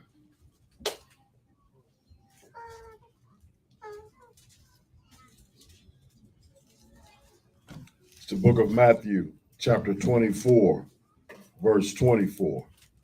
For there shall rise false Christs and false prophets, and shall show great signs and wonders, insomuch that, if it were possible, they shall deceive the very elect. You're not supposed to look at signs. You're supposed to follow the scriptures of truth.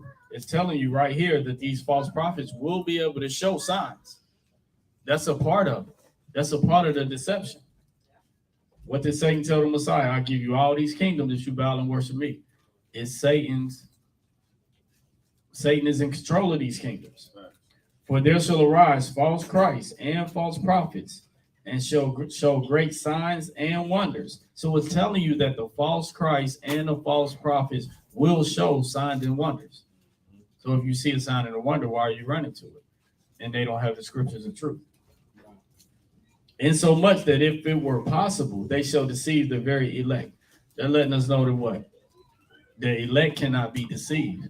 And the elect is a small group of people upon the face of the earth. Why can't the elect be deceived? Because they're not seeking after a sign. What did the Messiah say about those that seek after a sign? Evil and adulterous generation seek after a sign. That's what he said. Because you're supposed to follow, what did he say to follow? You're supposed to follow the law. Follow the truth. He said, if you knew me, you would follow Moses. For he testified of me. Right? That's what you're supposed to do. Matthew 12 and 9. Let's match this up. Matthew chapter 12, verse number 9.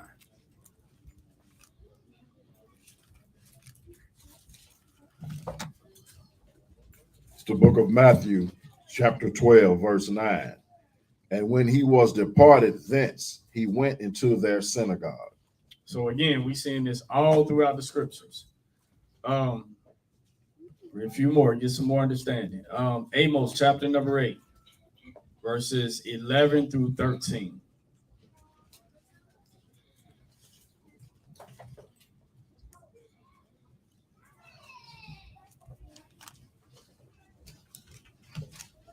Everybody else, hallelujah. Hallelujah. It's the book of Amos, chapter 8, verse 11.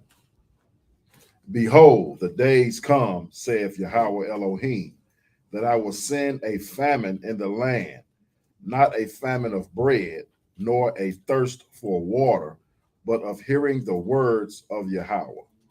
So That's the day that we're living in right now. The Almighty said he's going to send a famine in the land, not of bread, not of water, but a famine of hearing the word of Yahweh. Because you can search to and fro for the word of Yahweh, and you can come to 1,000 different congregations until you finally find the one that's truly teaching the word of Yahweh.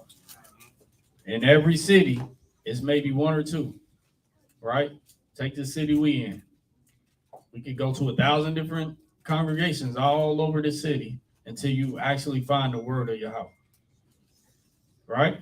Can we not? We can name congregation after congregation, building after building after building after building. It's not doing nothing that we just read throughout all these. They're not, everything that we read so far today, everything we do, they're not doing none of it. They don't wear fringes. They don't keep the Sabbath. They don't keep the dietary law. They don't keep the new moon. They don't do nothing. You know what I mean? So that's congregation after congregation, right? So it says, behold, the days come, said Yahweh, I will send a famine in the land, not for bread, not of water, but a thirst of hearing the word of Yahweh. Go ahead, verse 12 and 13. Verse 12, and they shall wander from sea to sea, and from the north even to the east. They shall run to and fro to seek the word of Yahweh, and shall not find it. They're going all around to seek the word of Yahweh and shall not find it. Right? You can turn on TBN all day, the Word Network, the Christian Network, you won't find it. I know people that used to travel when all these different like televangelists like Benny Hinn, he'll come to this city, they'll be traveling 2 or 3 states away to go see him. And they realize, you know what I mean, that they wasn't getting what they were looking for. That's what it's talking about. They're going and seeking all over for the word of the Almighty. But what they're really doing is trying to find somebody that can explain to them the truth of this book. Because every last one of these people are reading the same book that we're reading. Right? So it's like, hey, you can just pick it up for yourself. Right? But they're all just trying to find the truth in this book. Verse 13 says, in that day shall the fair virgins and young men faint for thirst. They're going to faint for thirst. Thirst of what? The word of the Almighty. They're going to faint like the word is not out there until you finally find here's where it is. It was like that in days past as well, right? What did Elijah say when the Almighty woke him up? Elijah said to the Almighty, I have not bowed the knee to the image of the false deity, right? Baal. And then Elijah said this. Elijah said, I am left alone. All the rest of your righteous people are gone and dead. Like, it's only me. I'm the only one that's actually out here teaching the truth. And then the Almighty said to Elijah, I have reserved to myself 7,000 men also just like you. But Elijah didn't know them. He didn't know about them. So it's about connecting and actually finding each other. Before some of us found each other, we was alone trying to do this walk and do this work. And we thought like, man, there ain't nobody out there. Amos 3, 1 and 2. Amos chapter 3, verse 1 and 2. It's the book of Amos, chapter 3, verse 1. Hear this word that Yahweh have spoken against you, O children of Israel, against the whole family which I brought up from the land of Egypt, saying, you only have I known of all the families of the earth. Therefore, I will punish you for all your iniquities. He said, you only have I known, Israel, out of all the families or nations of the earth. Therefore, I will punish you for your iniquities. Why? Because you're the ones that I commanded to do these things. You're the one that I made a covenant with. You're the ones whose forefathers said, all that you say, we will do. And if you don't do it, then the judgment comes, which is the punishment. But he says, you only have I known out of all the families of the earth. So if we're the only ones that he know and other nations want to know, then don't they got to come to us? Like it says, they're gonna grab hold to the fringe or the skirt, the one that a Jew saying, we heard that the Almighty's with you. How did they know? Because the scriptures all throughout there tell them the Almighty's with the Israelites. That's how they knew. A part of how they knew. And now Israel is waking up in these last days. But at the same time, there's awakening. There's a great falling away at the exact same time that there's an awakening. Some people will awaken for 2 years and then they fall away in the third year. Awaken for 5 years and then they fall away. So this is not a sprint. This righteousness is a marathon. Once you find out, you got to do it for life. And when you stop doing what you know, the book of Hebrews chapter 10 and verse 26 says, if we sin willfully after we receive the knowledge of the truth, there's no more sacrifice for sins. If you know that you're not supposed to eat pork and you eat it, there's no sacrifice for sin. So let's sum it up in a few more verses. Mark 7 and 24 through 30.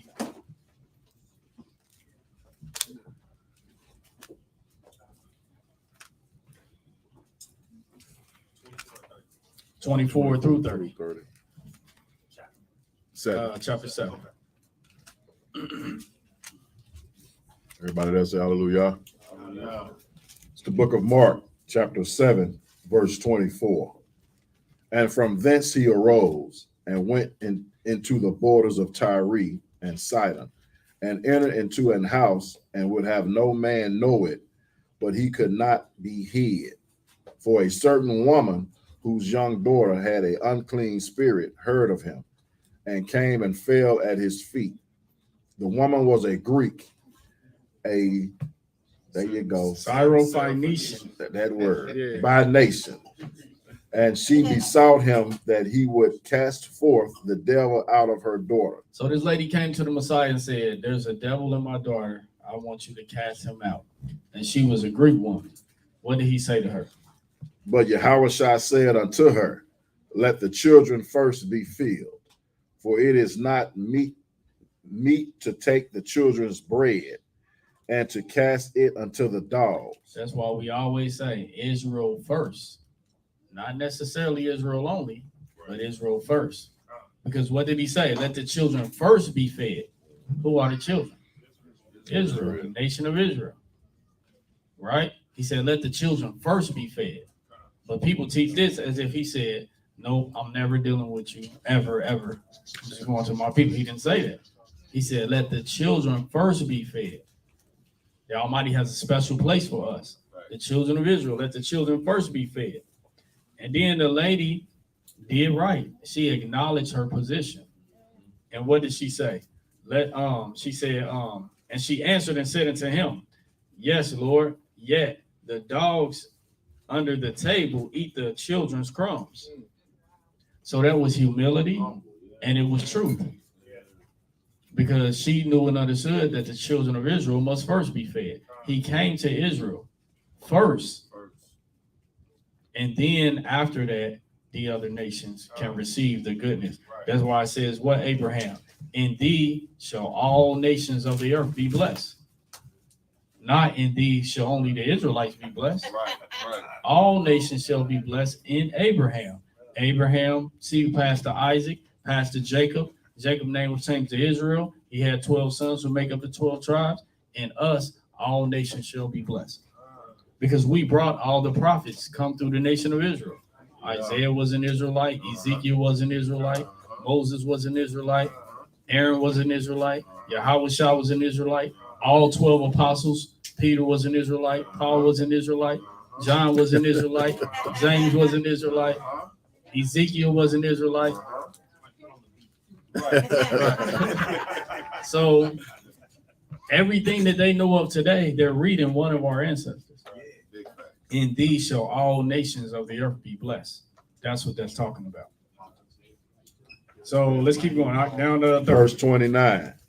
And he said unto her, for this saying go thy way, the devil is gone out of thy daughter. And when she was come to her house, she found the devil gone out, and her daughter laid upon the bed. So because of her humility, he went ahead and healed her daughter. Not that he wasn't going to do it in the first place, but he said, I got to go to the children first, right? Because we are the Almighty's children. We got to go to Israel first is all he's saying. So that's why I be telling y'all sometimes when I say Israel first, not Israel only. Some of our brothers in the truth are teaching that Israel only. It's not Israel only, it's Israel first. He comes to us first with everything, then the Gentiles. Couple more verses. Isaiah 44:5. It's also prophesied that in the last days, what we gonna do in the last days? We gonna call ourselves what? About to see. Because the prophecies in Deuteronomy talks about when we go into captivity, we're gonna be called a proverb and a byword. We're gonna be called everything but an Israelite. We're gonna be called Negro, nigger, coon color, all this different stuff, African American. All of these are bywords and proverbs that will not lead us back to who we are, our nation, our land, our inheritance, our culture, our everything, right? But then Isaiah prophesied this, Isaiah 44:5. It's the book of Isaiah, chapter 44, verse 5. One shall say, I am Yahweh's, and another shall call himself by the name of Jacob, and another shall subscribe with his hand unto Yahweh, and surname himself by the name of Israel. This is a prophecy of what we're going to do. After we awaken, we shall surname ourselves Israel. That's why most of the people we meet in this truth got Hebrew names. Your mother didn't name you that. Your father didn't name y'all that. Because we are doing nothing but fulfilling prophecies and not even know we're fulfilling prophecies. We shall surname ourselves Israel. One is going to subscribe to Jacob, right? All over the country, we waking up, and we don't even know some of y'all real names. You know what I mean? Some people we know around the country find out his real name George. Be like, you don't even look like a George. I only know you as Yehuda for all these years. Like you Yehuda to me. It'd be funny to find out they real names. It don't fit. Like to us, it don't fit. You know what I mean? We know them as whoever. You know what I mean? Whoever. But this was a prophecy, right? We shall surname ourselves Israel, subscribe to Jacob, and do all these different things. Who's fulfilling all these prophecies upon the face of the earth but us? It's only us. Last place we're going to is Romans chapter 11. We're going to read verses 1 through 25 and break it down verse by verse. And you're going to find out that the Messiah went ahead and healed that woman because she did exactly what Romans chapter 11 said to do. Romans 11, 1 through 25.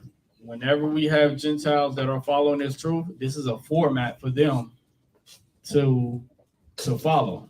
This is a guideline for them to follow. And it is a guideline for us as well to know how we must deal.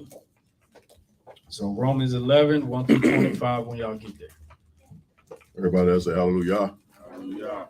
It's the book of Romans, chapter 11, verse 1. And I say then, hath Elohim cast away his people? Elohim forbid. For I also am an Israelite of the seed of Abraham, of the tribe of Benjamin. This is Paul speaking. Paul said he's an Israelite from the tribe of Benjamin. He also said that the Most High cast away his people. Elohim forbid, which is saying no, he didn't cast away his people. Right? Keep going. Verse 2. Elohim have not cast away his people, which he foreknew. What ye not what the scripture saith of Elias, how he maketh intercession to Elohim against Israel, saying, Master, they have killed thy prophets and dig down thine altars, and I am left alone, So and they Elijah seek my said, life. They seek my life. They killed your prophets, they dig down your altars, and they seek in my life. Verse 4 says, but what saith the answer of Elohim unto him? I have reserved to myself 7,000 men who have not bowed the knee to the image of the deity.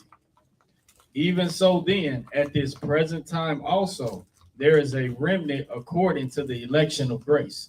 So what is that saying? Just as it was in the days of Elijah, when there was 7,000 men that didn't bow the knee to the image of the deity. Then it says, even so then at this present time, there is a remnant according to the election of grace. There's a remnant in every generation. And remnant is a small group of people that's doing the straight and narrow path. That makes sense? A remnant is a small group of people upon the face of the earth that's going the straight and narrow path. If you are part of that remnant, you're going to do what the scriptures say, not what traditions say. The scriptures say we keep Feast of Dedication in the winter and not Christmas, right? We go back and forth. Keep going. Our verse, next verse. Verse 6. And if by grace, then it is no more of works. Otherwise, grace is no more grace. That But makes if it, sense. If it's by grace, then it's no more works. Otherwise, grace is no more grace. Y'all get that? Right. Grace means an unmerited favor. Something that the Most High did for you that you didn't deserve. You didn't do anything back. Works means I did something for you. Right? I worked. Go ahead. but if be not of works, then there is no more grace. Otherwise, work, no more work. What then? Israel hath not obtained that which he seeketh for, but the election hath obtained it, and the rest were You blinded. see that? Israel, the nation of Israel, have not obtained what she seeketh for, but the election have obtained it, and the rest were blinded. What do you seek for? The Most High, seeking for the truth, seeking for the Most High. It says Israel don't have that, but the election have obtained it. Who was the election? The elect of Israel. A small group of Israelites have it right now, but the rest of Israel are what? Are blinded. They think they're in the straight and narrow path, and some of them don't even go to church on Sunday. They don't even do that, but they think the Most High know my heart. I'm doing what I believe is right. I'm a good person. Everybody believe. You ever went to a funeral and they said this person is not in heaven? It don't matter who they was, what type of life they lived. The preachers say they all in heaven. They with the Most High, living good. They got their wings, whatever the case may be. You know what I mean? All right, let's keep going. Verse 7. What then? Israel hath not obtained that which he seeketh for, but the election have obtained it, and the rest were blinded. According as it is written, Elohim have given them the spirit of slumber, eyes that they should not see, and ears that they should not hear unto this day. Eyes that they should not see and ears that they should not hear, even unto this day. Why? Because we can read clear verses where the Almighty said do things and they don't do it. And they'll do the opposite and still think in their mind that they're justified with what they're doing in the Most High. So these are the people that have eyes that don't see and ears that don't hear. Verse 9. And David said, let their table be made a snare and a trap and a stumbling block and a recompense unto them. Let their eyes be darkened that they may not see, and bow down their back always. I say then, have they stumbled that they should fall? Elohim forbid. But rather through their fall, salvation is come unto the Gentiles, for to provoke them to jealousy. So how does salvation come to the Gentiles? To provoke us to jealousy. Through our fall, salvation is coming to the Gentiles. Make sense? Verse 12, go ahead. Now, if the fall of them be the riches of the world, How did the fall of the children of Israel become the riches of the world? Everybody make money off of us. From chattel slavery all the way up till today. America got rich from hundreds of years of free labor. Chattel slavery. They just some people that came over here from Europe trying to figure out the land, how to work the land and this and that. Use the Native Americans to teach them how to work the land. And then they got us from the west coast of Africa, brought us over here, hundreds of years of free labor. Many of these companies that we know of today that are Fortune 100 companies was built back then from hundreds of years of free labor, and they still going today. From Citibank to, I give you the whole list of them. You know what I mean? All these different companies with millions and billions of dollars was built upon our back. So when the scripture says, if the fall of them be the riches of the world, that's what it's talking about. We made the world rich, not just in America, in India. Our people were scattered to India and became slaves. They're called the Dalits or the untouchables. If you look up the untouchables of India, they're black people that the Indians use as slaves. They also called Dalits. If you go to Iraq And our people are in Iraq complaining about the same stuff that the Iraqis treat them, the same stuff we be complaining over here. They just don't speak English. They just don't speak English in India.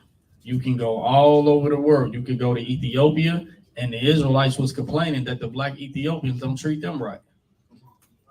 That's how they got to the land of Israel in the 70s and 80s. We can go all over the world, and the children of Israel have the same plight. Jamaica, it's the same black people as us. We all came on the same slave ships. Some they dropped off in Jamaica, some they dropped off in South America, some they dropped off in North America, some they took to Cuba. The transatlantic slave trade, a triangular slave trade. We all the same people. You're not mixed if your father is Jamaican. Right. You're the same people. I gotta say that because Yeah, they be I got Jamaican. You Israel. Right? What verse we at? 12. verse 12.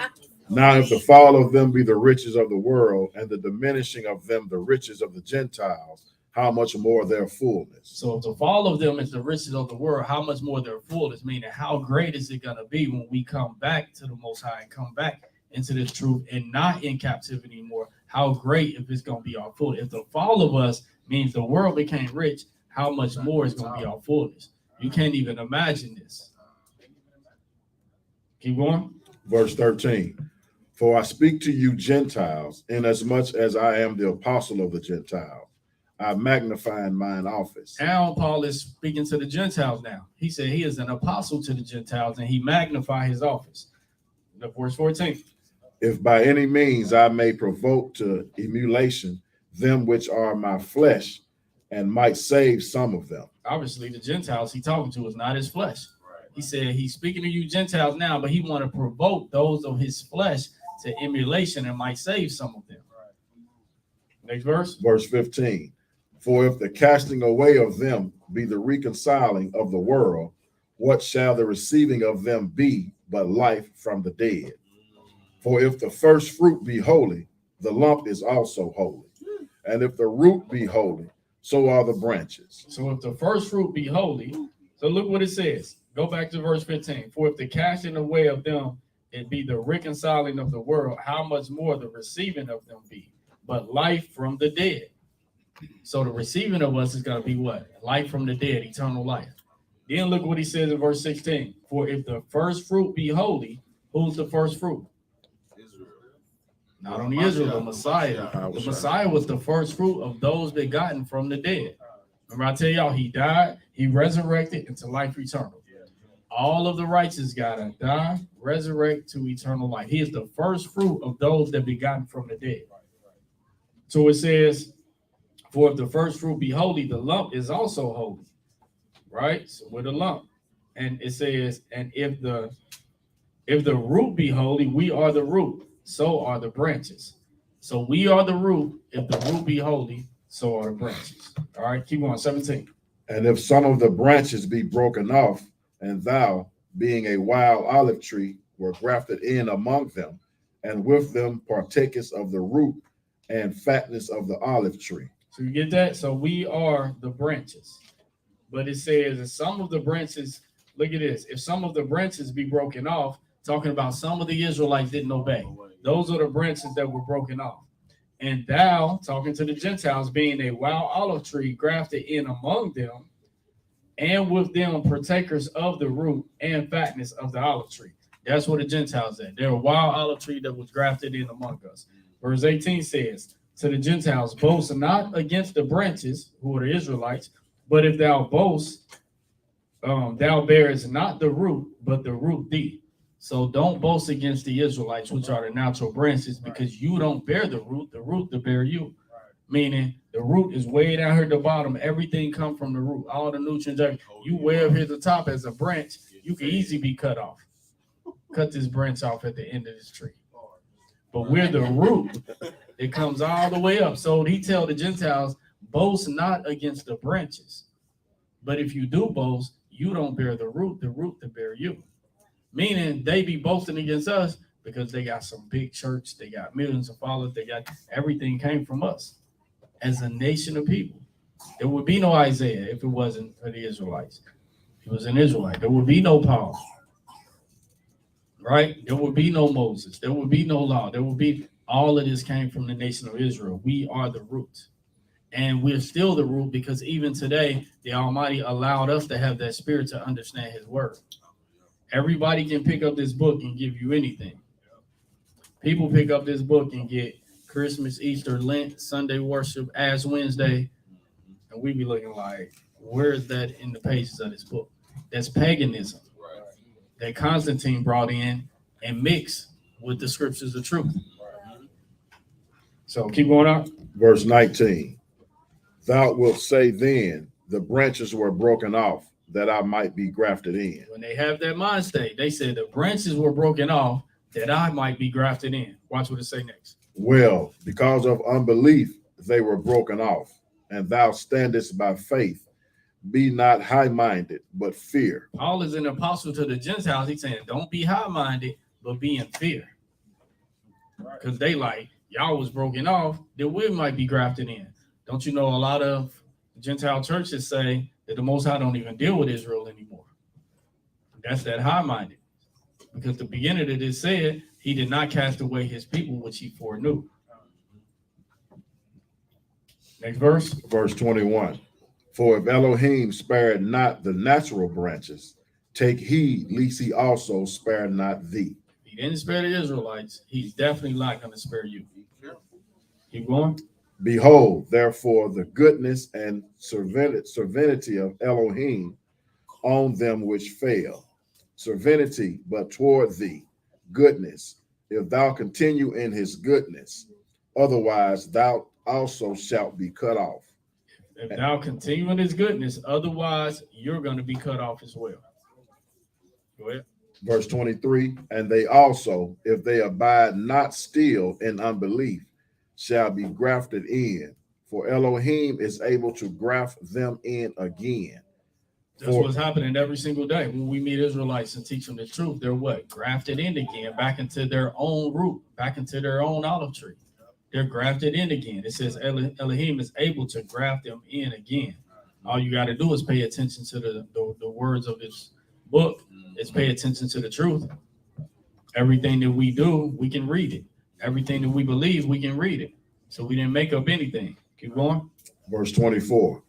For if thou were cut out of the olive tree, which is wild by nature, and wert grafted contrary to nature into a good olive tree, how much more shall these, which be the natural branches, be grafted in to their own olive tree? Look, if the Most High will accept y'all, which is a wild olive tree, not even a part of Israel, how much more is he going to accept the Israelites coming back into their own olive tree, coming back into the truth?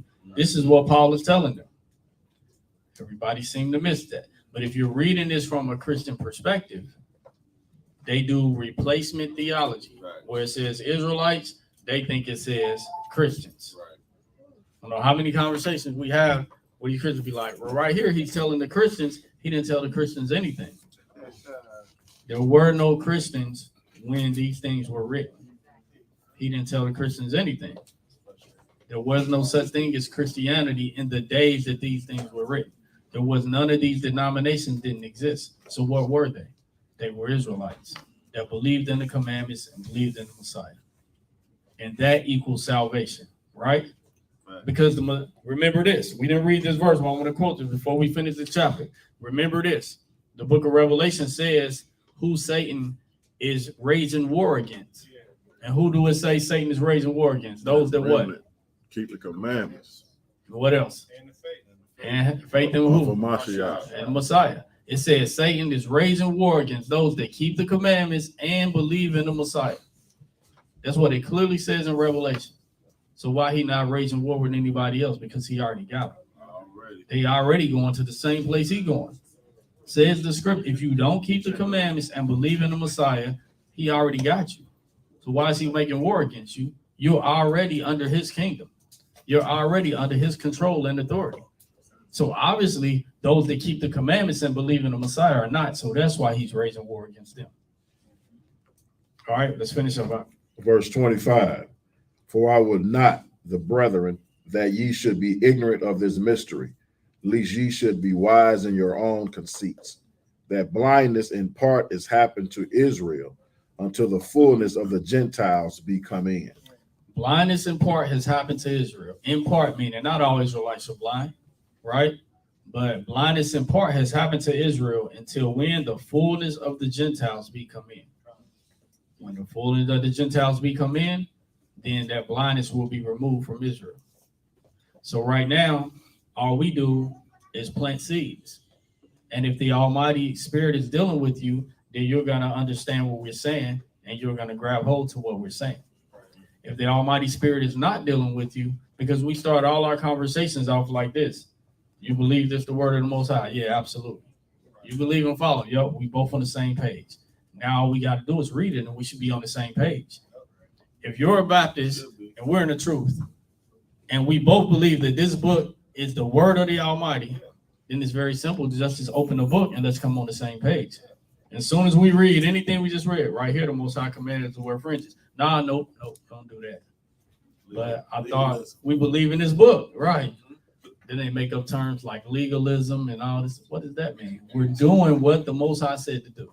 The creators of heaven and earth, the sea, said to wear fringes. I don't care if you call it legalism, whatever you want to call it, it is what it is. So that means the Messiah was a legalism then. It's not bad to be legalism, whatever you want to call it. So that's did I touch on that verse 5 of this chapter? Because I know you mentioned Verse 5 or 25? Yeah. Oh yeah. No, we already talked about it. Never mind. You got the 25 is it, right? Yeah, yep, that's it. All right, y'all. So that's it. That's the scripts for today. If y'all got any questions or comments, we'll take them real briefly, and then we're gonna get ready to do praise and worship. Elijah first, and then Sister Shala, and then were you stretching? No. Okay. Then no. And then okay, you might as well let your daughter go after you, and then we'll pass it back around. Okay. So I wanted to bring up the scripture that we touched early on at Exodus 31 and 12. As far as the Sabbath being a sign between Yahweh and us forever. And then in verse 14, it said that if we didn't keep the command, that we would be cut off from amongst whoever didn't keep the Sabbath, they would be cut off from among his people. And so with us being in the land of our captivity and we going through the judgments, we clearly see, well, we was cut off. Mm-hmm. Like we was straight cut off. And that's from just not keeping the commands. Right. Like, so if we look at us as a nation and we see the blessings and the curses and we read in the commandments and we see clearly that by us not keeping the commandments of the Most High, we was cut off too. So that was something that stuck out to me. So I just wanted to bring that out. Mm-hmm. Okay. When you go to 1 John 2, verse 6, it says, whoever says he bids him out to walk in the same way in which he walked. So, and he means Yahushai. So if you walk in Yahushai's footsteps, then you're on your way to the kingdom. Hallelujah. That was a great comment. Hallelujah. I love how she explained that too. She was on point. When you said earlier today on the recording, we were talking about the word fulfill. That was something I looked at too, because I started wondering, like, how did I get tripped up? Because it does say he didn't come to destroy it. And then I kind of thought over the years, it has been one of those things that I would read it, but I wouldn't quite fully understand what it meant. And you just kind of sweep it under the rug and you just keep going. And so I got to thinking, like, if you think about other places where that word fulfill is used, because people have, what is the word I'm looking for? It's almost like people have the definition of it or whatever has been watered down over time. And when you think about like the scripture that says, bear one another's burdens and so fulfill the law of Hamashiach or Christ, when you look at that use of that word in other places, it just means to fill full, which is like to accomplish or to do a thing. Exactly. And so when you really think about what that means, he came to, and then if you think back to, if somebody were to really go study, it's like, well, what laws did he fulfill? What prophets did he fulfill? Like, meaning like prophecies, he brought them to pass. Like fulfill just means to bring it to pass. Right. He made it true. He made it like he made the story that they were telling and the prophecies complete. And so whether you look at it that way, or if you look at the word from the perspective of how there was this wave of what would Jesus do? Well, if he would fulfill the laws, then, and if the whole thing was to be like him and follow me as I follow Christ, then the real logic would be to follow what he's doing, to mimic him, to, you know, do what he's doing. So if he fulfilled the law, you should fulfill the law as well. You do it, you accomplish it, you know? So I just thought I would point that out because it was a word that it can kind of trip you up. But if you read it, it's like, well, it can't mean the same thing as destroy, because he said he didn't come to destroy it. So what does it mean? Exactly. And then the way that it's juxtaposed, just thinking about the English language, the juxtaposition of the two words tells you it must be opposite of destroy Exactly. at a minimum. Yep. So it's just little things like that it's crazy how it just kind of, I don't know, it's like quicksand or something. Stuff just would slip through your mind for so many years and you just never really deal with it. Nobody ever really slows down and thinks about what they're reading for comprehension. We just read like robots sometimes. So I just thought I would highlight that. That's the delusion of Christianity. And you can't ask questions. So, you know, they can breeze about a whole lot when you Also can't true. ask questions. They always call stuff a mystery. That ain't no mystery. Right. It's right there.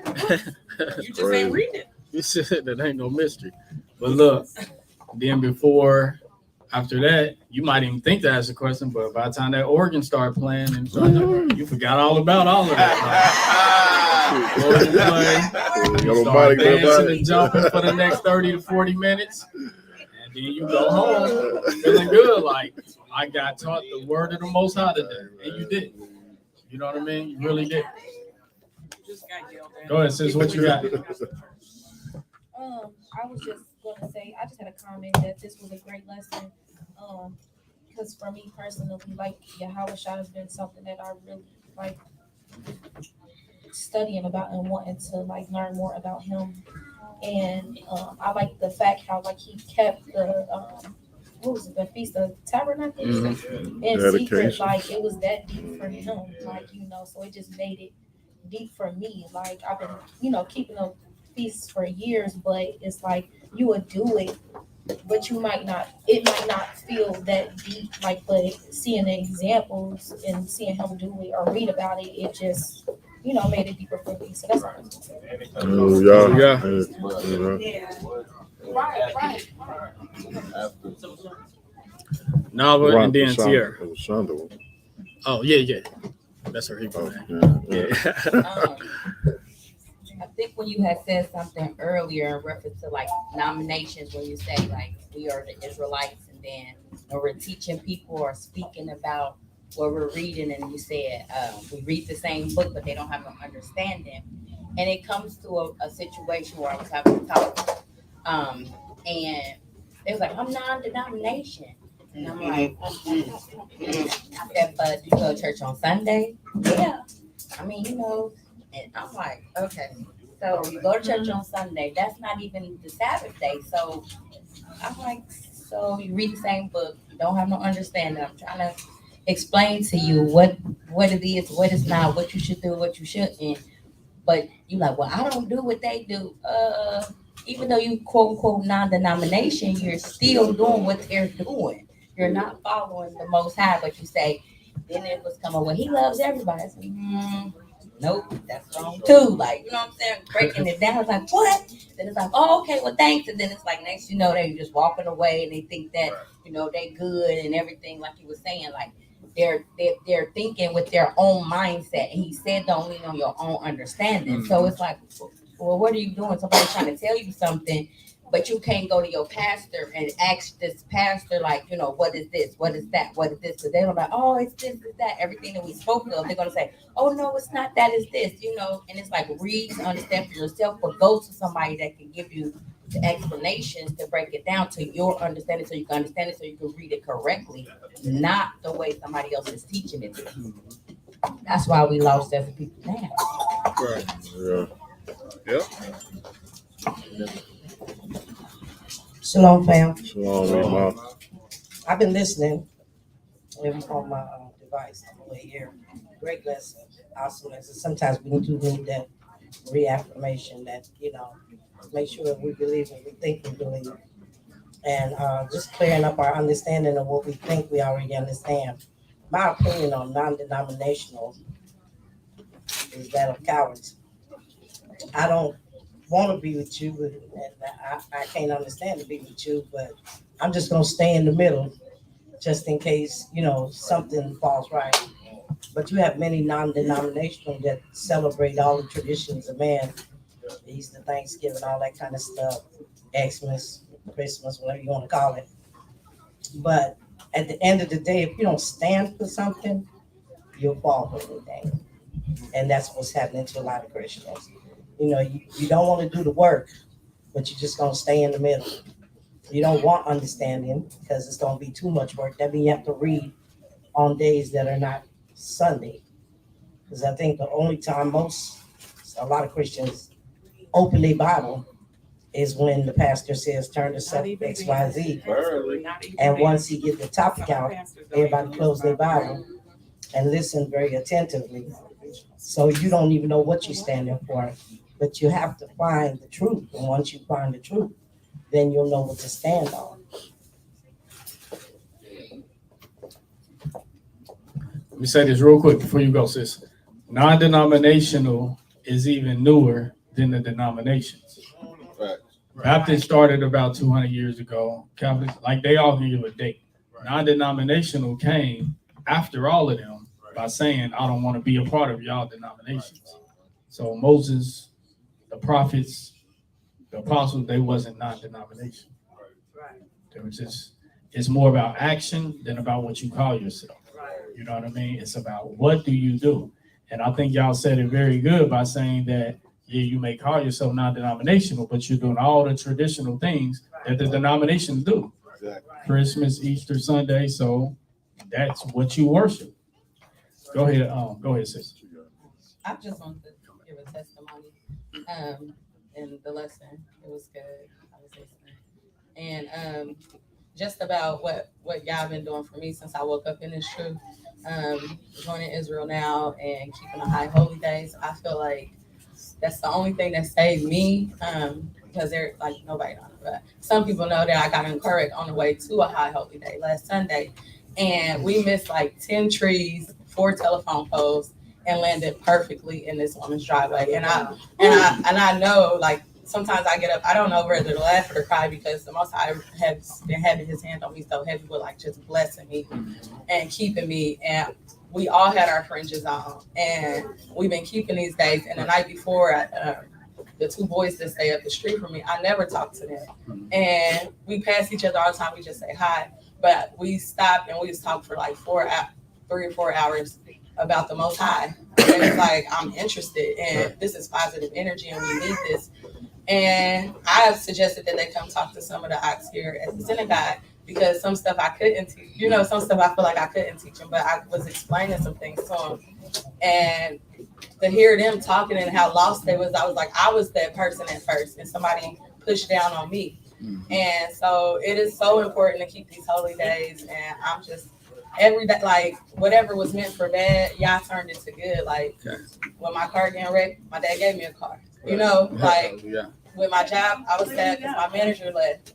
I got promoted. Like, I left my another job because of what I believed in the Most High. And like I said, I remember carrying my cake out from my other job. I love that job.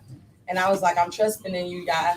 And he's just been blessing me so heavenly. And I'm just so humble and so grateful. And I just thought I'd share with you. Hallelujah. Hallelujah.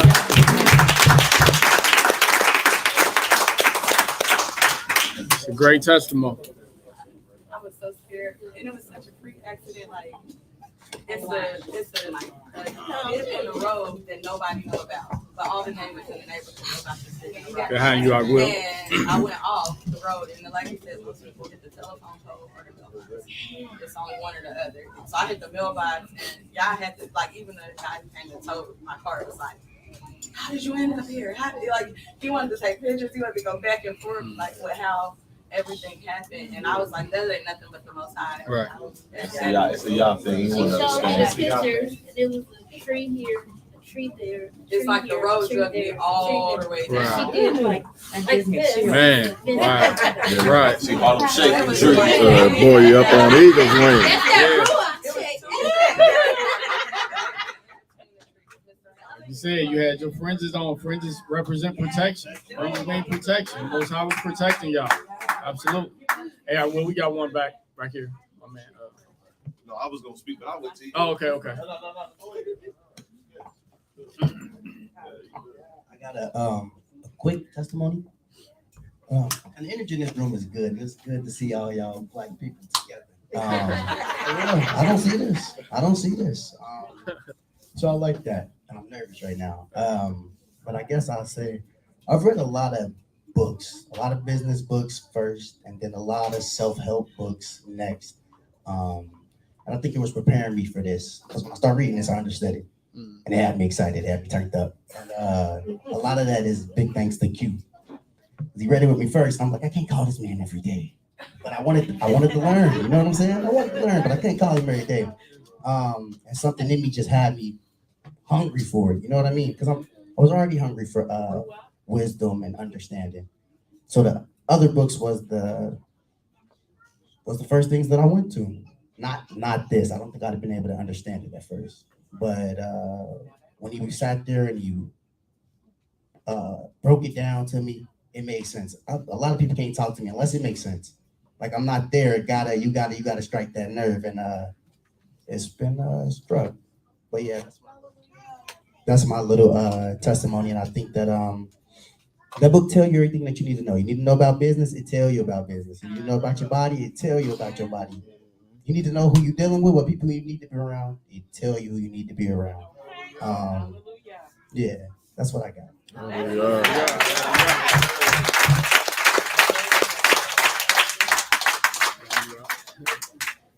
You got on the wifey colors too. I like that. Good brother. What I was gonna say was, I think it really boils down to the hunger and the desire that you have to go deeper in the Most High.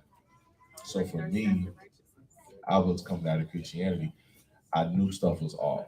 You kept hearing the same self-help messages over and over, and it's like, I know me. I know I desired more. I know I desired to go deep. Like, why am I continuing to hear the same repetitive stuff week after week, month after month, year after year? And so, and desiring to go deeper in the Most High, you have to prepare yourself for the answer. So it's like, okay, so you want to go higher in me? You want to see what the next level is? So for me, when I came into the knowledge of the truth, it was, how did the first century church live? Because ain't no power in these buildings. Like, ain't no power in these churches. Ain't no power. Like, everybody coming in here, you getting hands laid on you, and you coming back the same week getting hands laid on you again. Ain't nobody walking in like full healing. Like what's going on? Oh, you don't know how the first century church lived? Okay, please hold. And then that's when I came, and he was like, start looking at these holidays. So when you desire to go deeper in the Most High, and your hunger and your thirst is on some stuff where he's looking, and you continue to pray that, you got to be prepared to receive that. Because he coming to, so we're going to see if you're really serious about what you're praying to me. And then when you get presented with that information, what you do with that is on you. You know what I mean? So I just want to bring that out. Hallelujah. Hallelujah.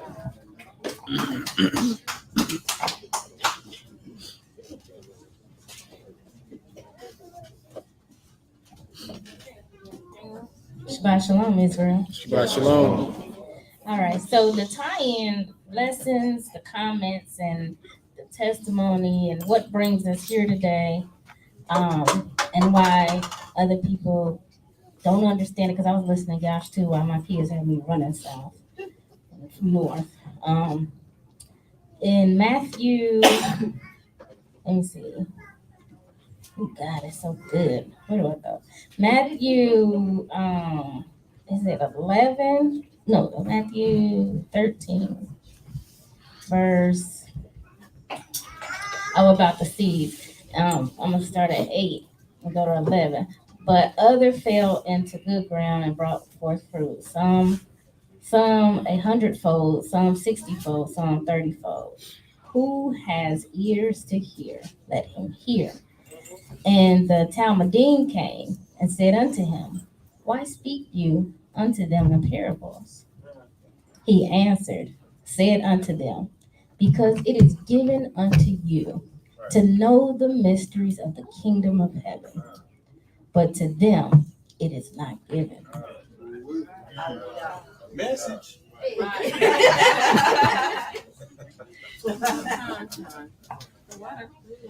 Okay, so something else that I had thought about with dealing with one of the other big rebuttals you get when you're trying to talk to Christians about keeping the law is that we're no longer under the law. This under the law phrase. And it hit me the other day like a ton of bricks. I was sitting here thinking, because I was actually talking to my kids about it.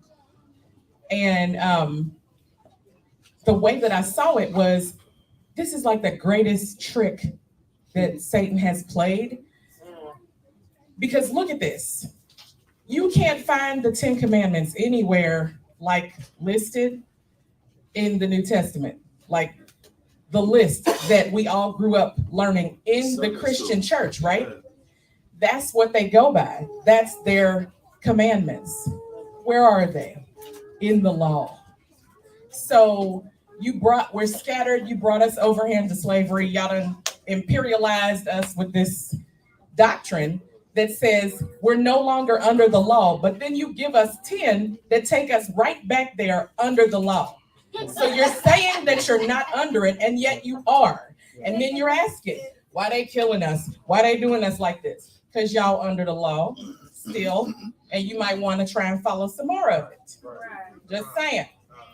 It's like the biggest bamboozle ever. It's not that you can't find them throughout the New Testament, but they're not explicitly listed the way we've all been taught. If you ask a Christian to go look up the 10 Commandments, they're going to go to the same place we go to. Well, if you're going to read them 10, you might as well read the other 11. I'm just saying. That's all I'm saying. That's all I'm saying. Paul says that's what it's going to do. Paul, right. Well, child. But Paul said, Shalom, everybody.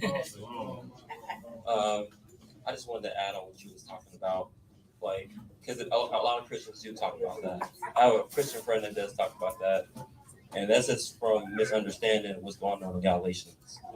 It's not saying like, yeah. Oh no. You felt that? You felt that? It's a definite misunderstanding. From what I've gotten from that, it's really talking about as far as the sacrificial law, versus whether you accept the sacrifice of the Messiah or you still going on the animal sacrifice to get remission or forgiveness of sins. Mm-hmm. So if you are still under that old way of getting remission of sins, then everything that the Messiah did is not for you. That's what it's saying. Wait, let me land back. That's good. Come on, let's keep it going. It's good. It's good stuff. Okay. Okay, so then my metaphor for that, because we got to speak to them in parables, right? Yeah. So the metaphor for that is in American law, you understand the abolishment of slavery. You ain't walking around picking cotton unless you get paid. So then you can understand how the nation of Israel, some laws are no longer in effect, literally, because Yahweh paid it, not all of it. He paid them laws. You still need to keep these feast days, nigga. Okay? So it's like this. The law was this. Check this out. Let me show you something real quick. Leviticus 17:11. Watch this. Leviticus 17:11.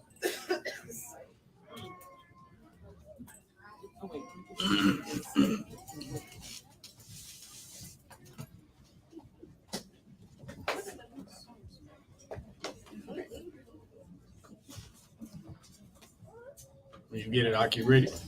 Yeah. Everybody else say hallelujah. The book of Leviticus, chapter 17, verse 11. For the life of the flesh is in the blood, and I have given it to you upon the altar to make an atonement for your souls. For it is the blood that maketh an atonement for the soul. So it is the blood. This is the so-called Old Testament. This is Leviticus that maketh an atonement for the soul. That law not done away with. The transition was, instead of the blood of a goat, it's now the blood of Yahushua. But it's still blood. It's the basic principle that made an atonement for the soul. Right? So the law still stands. We get forgiveness of our sins through Yahushua's blood. That law still is in place. Blood making an atonement for the soul. He shed his blood. We no longer shed the blood of a bull or goat. The same basic principle still stands. That makes sense? So that law is not that it's done away with. It's Yahushua's blood is taking the place of the blood of a goat. Because that whole thing was nothing but a fulfillment of him to come anyway. And she explained fulfillment beautifully earlier. That's what fulfillment means. And it was just talking about how he would come and fulfill these things. So I just want to point that out. All right, Dan, you in the back. All right, in the middle. Hold on, we're going to get you a mic. Who got the mic? No, he got you, bro. Then as we keep seeing this word elect come up, even when you understand the elect, it's like when Yahweh is with you, Spirit is with you, and you know it's like these things won't be revealed until like the elect. So it's like when you will elect, you do things different. You don't just read things at face value. Right. You go into the Hebrew, you go into the Strong's, you seek it out a certain way. Right. So when he said not a jot or a tittle, if you weren't the elect, you would just read a jot and just think jot. Right, but then when you look at what jot means, it means the 10th letter of the Hebrew. So it means a yod. Right. So he said not even a yod of the law will disappear to heaven and earth. Shall pass not even a yod. Exactly. So only those who are the elect will even look at that and realize the significance when he said a jot or a tittle, and realize he's not saying just a strike or just a thing that you jot down. Real quick, you explaining that beautifully. Yeah. While you explaining that, I'm gonna write something on the board. They know exactly what you're saying. But keep going. Okay, and that's what he's saying. So you got to think of what the elect really means. So once you start putting things together, you start to understand that you're being elected or you've been selected by the Most High to carry out what he's supposed to be carrying out. And everybody from the prophets on everybody down, they were the elect. And like we said the last lesson, you know when you're coming into the elect in righteousness by you coming back to this whole book is about the law. Everybody who came back, every time we strayed away, it came back. The Spirit even led people back to it. If it's done away with, why is this whole book based on it? Why did he punish his whole people for transgression against something just to do away with it and say, oh, that's nothing. Like that's just like me getting kicked out of my house for stealing or something from my dad. And then my grandkids come into the house and they get to run all rapid, do whatever they want to do, and he don't kick them out the house. And then so I'm sitting here like, yo, you just kicked me out of the house for that. So you mean I know when we get some people say, oh, that's why the Gentiles did it for jealousy. Yes, but at the same time, it's too important. If this thing keeps coming back, it's got buried away. It keeps going back. It keeps coming back. It got thrown away. It keep coming back. It got burnt. It keep coming back. This is all based on following the commandments of God. And you just look at it as the law, but it's not just the law. It's his commandments. It's the way he wanted us to live. It's a certain thing that makes it's a covenant with him to know that you're his. Exactly. So you have to coming back to him. When you come back to the law, that's a sign to say that you are his. The tassels, like you said, the tassels that shows that you are his. Exactly. And let me ask a question real quick. Ezekiel 20:38. That's the end time. That's Latter-day prophecy, right? About us being brought back in. I got to go there and look at it. I don't remember specifically what that says. Okay, Ezekiel 20 and 38. I will have to read it in context. I don't remember. Let me bring it back. Okay.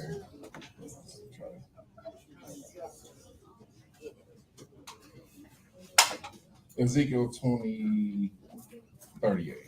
You know what they say offhand? You familiar? It is something that was on my brain. Just want to know if I'm in the right place. It said, and I will purge out from among you rebels and them that transgress against me, and I will bring forth out of the country where they sojourn, and they shall not enter into the land of Israel, and ye shall know that I am Yahweh. Okay, I'm almost positive that's the end time prophecy, right? So this is his people you're dealing with. And they say the people are done away too. Right. That, he's dealing with his children. They do. If this is an end time prophecy, he said he will bring every one of his people back and then purge out. So that means it's still his people he's dealing with. These are still the law keepers. These are still the ancients. These are still the same. It's the same group of people, the same group of laws, the same thing. So nothing is done away with. Exactly. You can't say we are done away. We over y'all grafted in.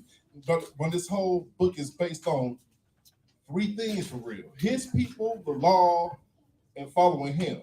So none of this is done away with. Right. So that's that high mind that the people got to start being humble. When you're talking about who his people is and talking about his law and talking about what's done away with, because you can't do away with something that's going to say that's going to be here all the way to the end. You can't do away with it.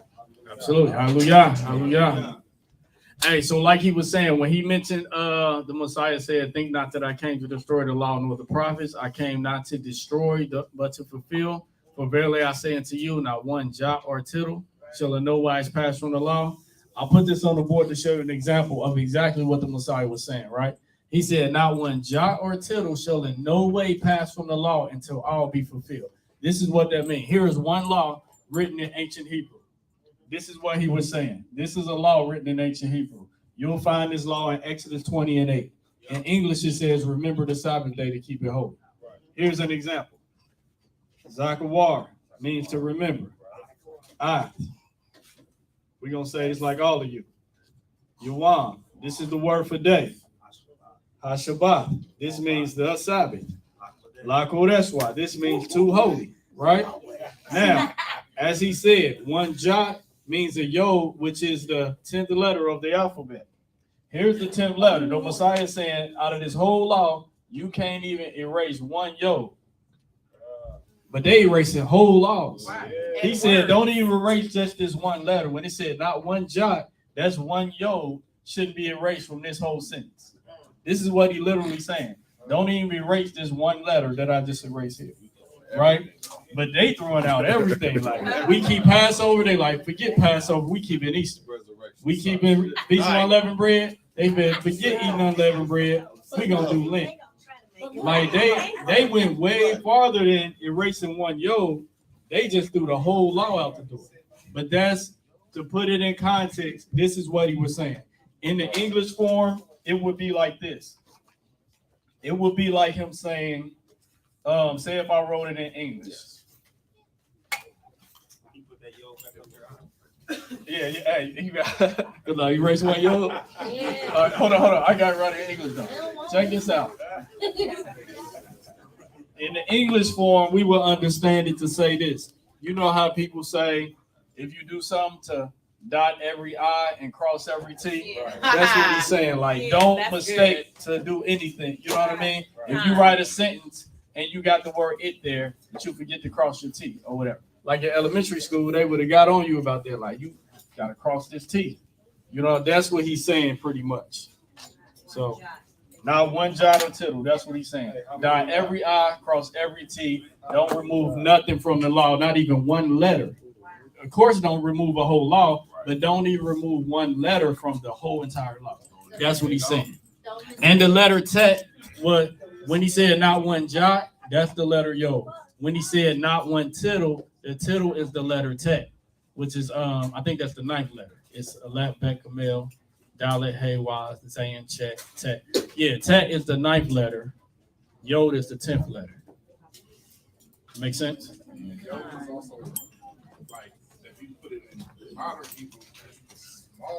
Right.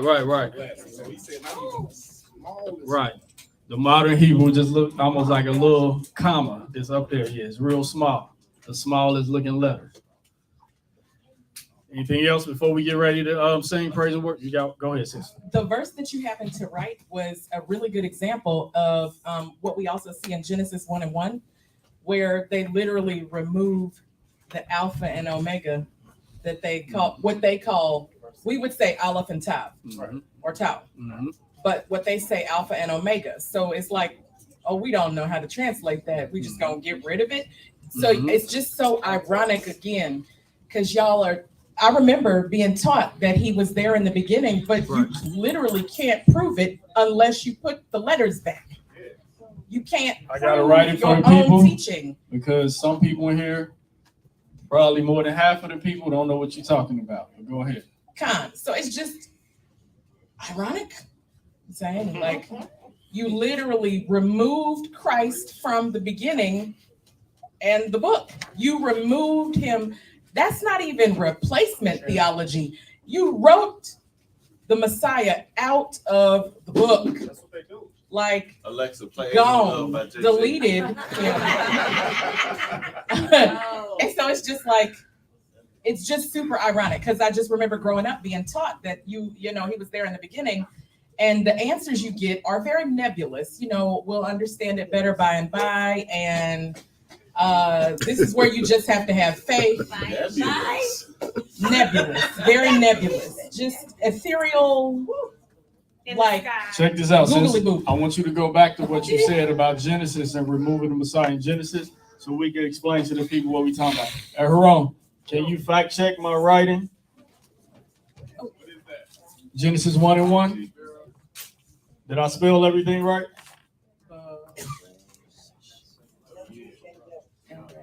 Look right? All right, cool. So she said in Genesis chapter 1 and verse 1. That's what I was. Oh yeah, that's correct. Right here? Yeah, I just wrote it funny. It looked like the Babylonian bridge. Yeah, so yeah, I'm tripping. Yeah, I did right there. That's what it is. I wrote it. Yeah. Okay, yeah, there we go. So look, when she said in Genesis 1:1, the Messiah is there. What we read in English is, in the beginning, God created the heavens and the earth. And people be like, how's the Messiah there, right? In Hebrew, this is how it looks. Bereshit. This word right here means in the beginning. Bara. This is created. This is where the Messiah is right here. How do we know that? This letter is the first letter of the Hebrew alphabet. This is the last letter of the Hebrew alphabet. Throughout the scriptures, Revelation chapter 1, the Messiah said, I am the Alpha and Omega. Alpha is the first letter of the Greek alphabet. Omega is the last. But in the Hebrew, he said, I am the Aleph and the Tav. The Aleph and the Tav throughout the scriptures represents the Messiah, right? So it says, I, Hashemayim. Hashemayim means the heavens. Wait means and. Ha'eretz means the earth. So Bereshit, in the beginning, created the Aleph and the Tav. Who created the heavens and the earth? According to John 1, the Messiah created the heavens and the earth. The Alpha and Omega created Hashemayim, the heavens, wait, and the earth. That's what it's saying. And he's right here if you read it in Hebrew. Whether you use modern or ancient Hebrew, he's right here. If you refer to modern Hebrew books, they're going to say, we don't know what this word means. That's why we didn't translate it into English. That's why every last one of these words are translated into English except for this. When you read Genesis 1:1, Bereshit, in the beginning. Bara, created. You see created in Genesis 1 in English. You don't see this nowhere. Hashemayim, you see the heavens in Genesis 1:1. And you see and the earth, but they never translated this in English. This is the Messiah was right there creating everything. As it says in many other scriptures, we can take you to it. And then you think about the fact that a lot of times it's not even replacement theology on a bigger scale, because they didn't start translating it that way until like the so-called New Testament. if you think about it, most people really in Christianity only really follow the New Testament. You literally have like half. Can't the say they didn't truth. follow that. Oh well, that too. But you know, They you read get what I'm saying. it. They read it. They don't follow. Right. And so they go back and try to make connections in the Old Testament. They hop around and cherry pick in order to. So it's kind of like what I've noticed a lot of pastors do over the years was they have a point they want to make, and then they try to go into the scripture and make the scripture fit their point. And it's ironic because even when I was what I call walking on a limp on my way here, you would hear stuff because I had the Spirit. I was a little slow on the uptake there. And so, but I would hear stuff like, that don't sound right. Like, well, if you telling us to have faith and tithe and all this, how come you ain't got faith? Why you got to be yelling at me about it every week? Where's your faith? Like, it just be stuff like that. My brain would kind of go, a little off. Or you hear what they say, and it's like, I don't know. That ain't exactly what the story says. It's like you're tweaking it a bit to make it mean what you want. And granted, anybody can fall into that trap regardless of what denomination or whatever you call yourself. But we all did already. but it's just a matter of being mindful that we let our mind like bend and our heart be pliable to what he's trying to say, and not, because sometimes the point you're making might be a good point, but you might be using the wrong story to make it. So then it's kind of like twisted, and it has a bit of a spirit of error to it. But yeah, it's just a big spirit of error. You miss a lot when you just kind of, this is almost like a spirit. I don't know what the word for it is, but for them to just, that's what I normally would call it. I'm like, is it something else? Because you literally wrote him out of the book. So of course you wouldn't follow it. It's just weird when you look at it in the natural and the spiritual, how it all played out. Yep. I see that too. Hey, that's why I can ask a question. Somebody else asking a question. Okay, go ahead.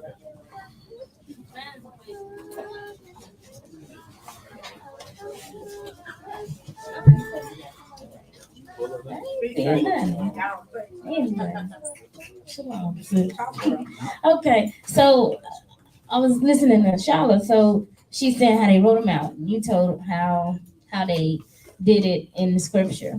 So when it made me think about how you get the Torah only, want to just stay in there.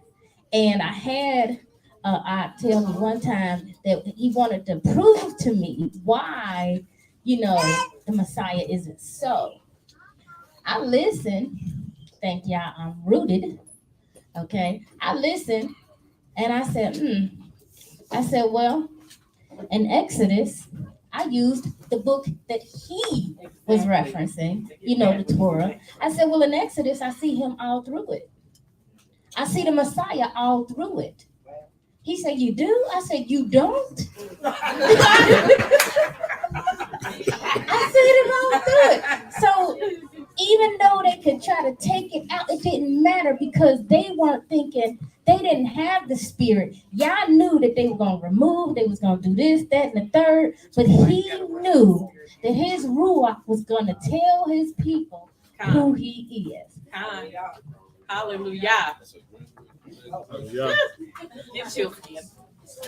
to close, man. I just want to say to everybody, enjoy that word today. Did it resonate with everybody? Hey, grab that offering bowl back there. Let's get us a good offering going on right now. While we talk about Christianity. Great offerings in Christianity. All right. Enjoy that word. You want to do a few songs out? A few songs, praise and worship. Nah, we gonna wait. Hey, also right after praise and worship, we definitely gonna do that. Let's go ahead and go right into praise and worship. We ain't even taking no break. Let's just get set up right now. Right, all we gotta do, let's adjust the camera. If y'all can come up, we can sing praises to the Most High. We still on live too, so we're not muting the mic or anything. I had some of them scripts that you You was talking, I had a couple of those myself. Oh, for real? Okay. Yeah. I may have added a few more, but I was like, this good. That was real good. That was a good one there.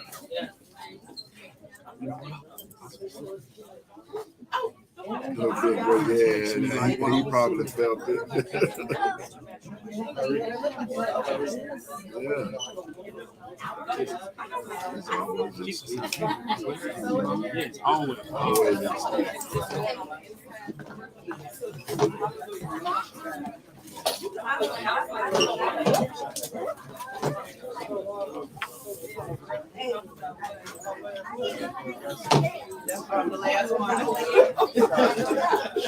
We got 3 mics today. Number 1 not working.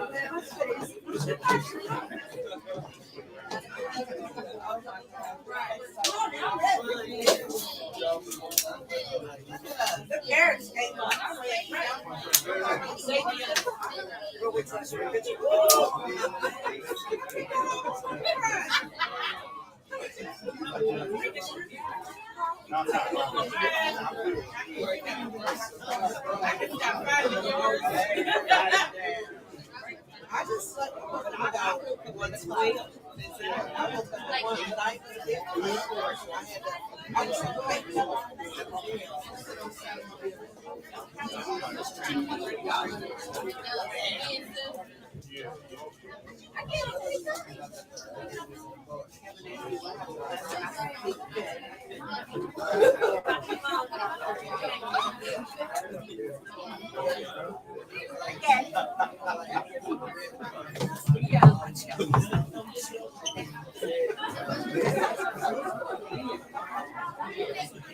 Hey, come on, buddy, with us. That lift off.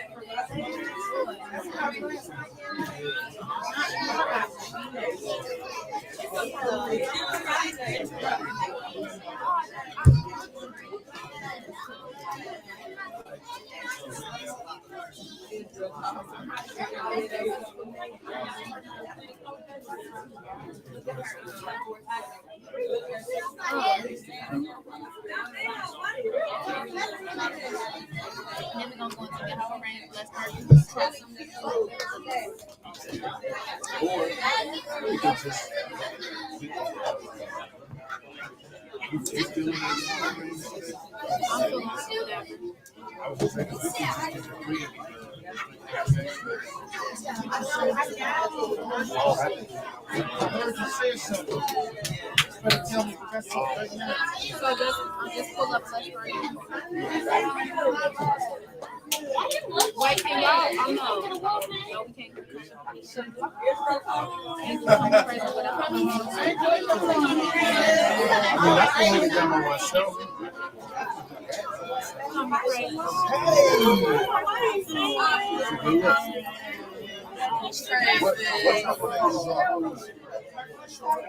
I can't tell you. I don't know. Yeah, I know he's gonna. I told him like sometimes. I know. Like be fun. Right. He said he was chilling, but yeah. I mean, if he changes mind. I respect. Yeah, like cause if he's on the spot like what I was.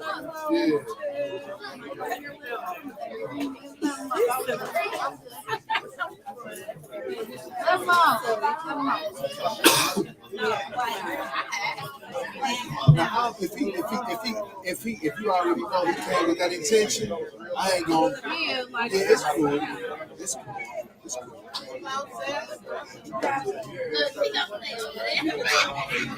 So we'll do that turn on praise.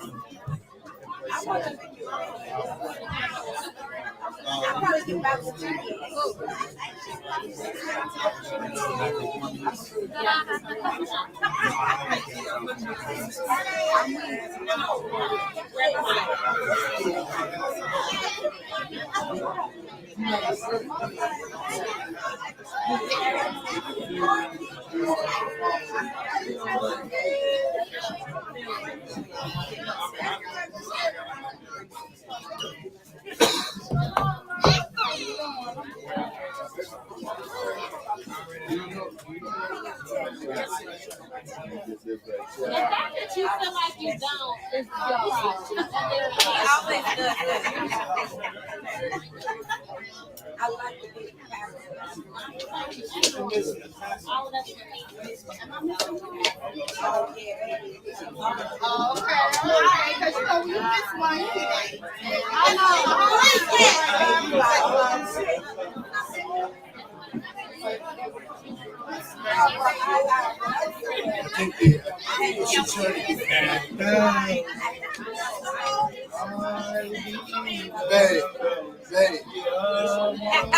Okay, so that's what they want to hear. Okay, so I'm not pulling up. I'm not pulling up. I'm seeing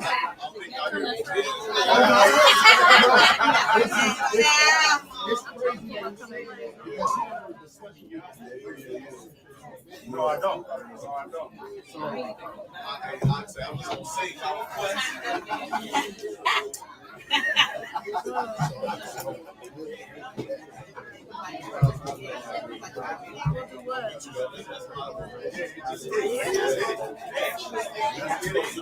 Alright, I might not be able to pull up. Right into Ashley.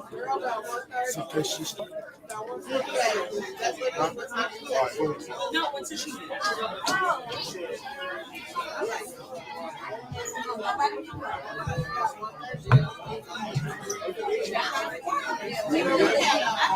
you know how I rock. I start singing. Don't you let nobody turn you around. Turn you around. Don't you let nobody turn you around. Turn you around. Don't you let nobody Turn you around. keep your feet on solid ground. Don't you let nobody steal your crown. Steal your ground. Don't you let nobody steal your crown. Steal your ground. Don't you let nobody Steal your ground. keep your feet on solid ground. You better Keep your feet on solid ground. I said you gotta Keep your feet on solid ground. Okay, now. Okay, now. They said, peace that boy, you hear me? My beloved is the most beautiful amongst thousands and thousands. My beloved is the most beautiful amongst thousands and thousands.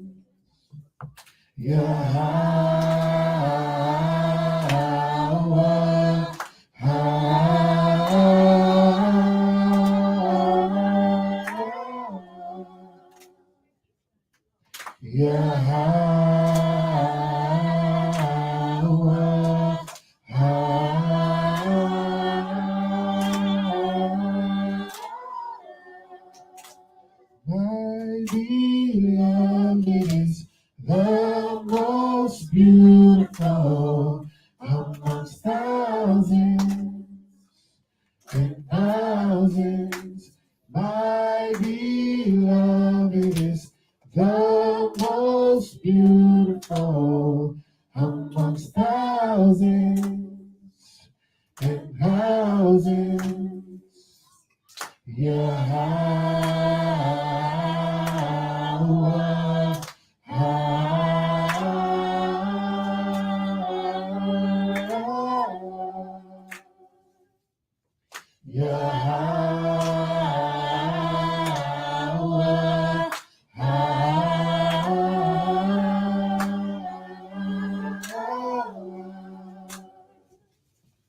In all majesty and all holy King, I worship for who you are.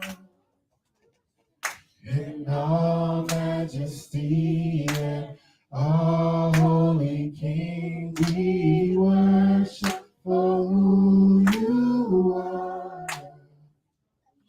Yahweh.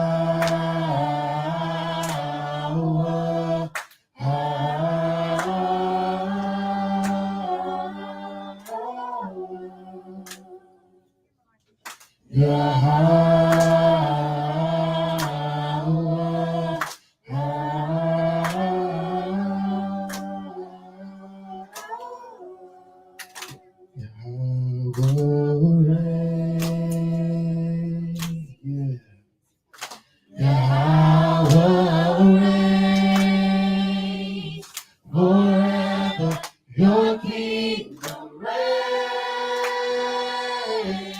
Hallelujah. Yahweh reigns. Yahweh reigns. Forever, your kingdom reigns.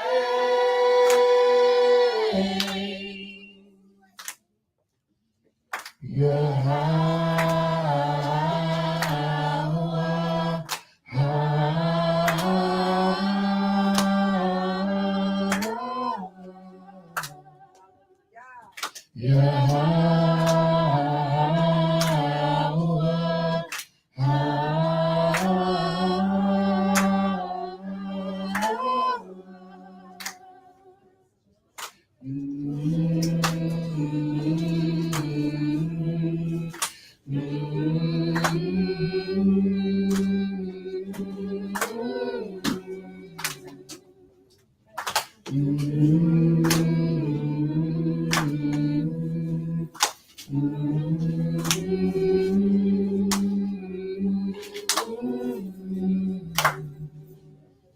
Hallelujah.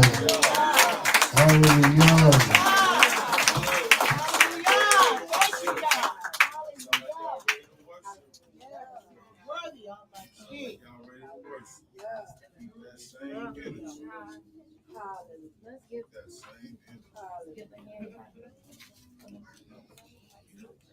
Let's give a hand clap for the Most High Yahweh, y'all.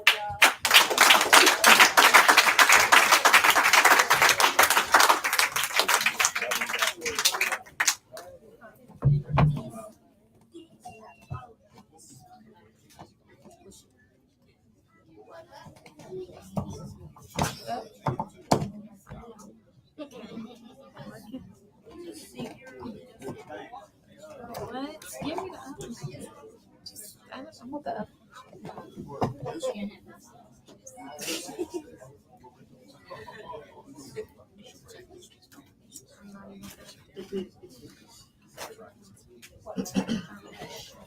Says, that's number one is turn down. You can try it.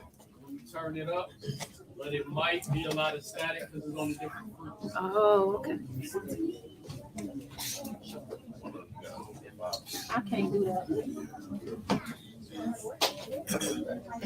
Okay, here we go.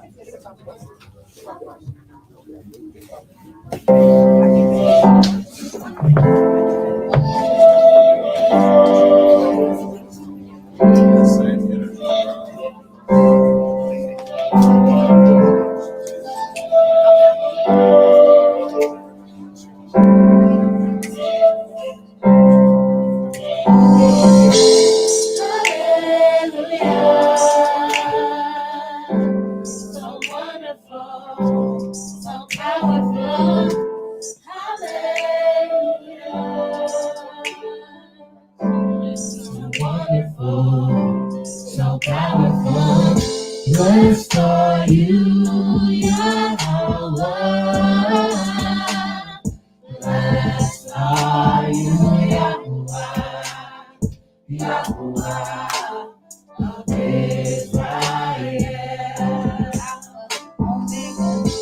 Alpha and Omega.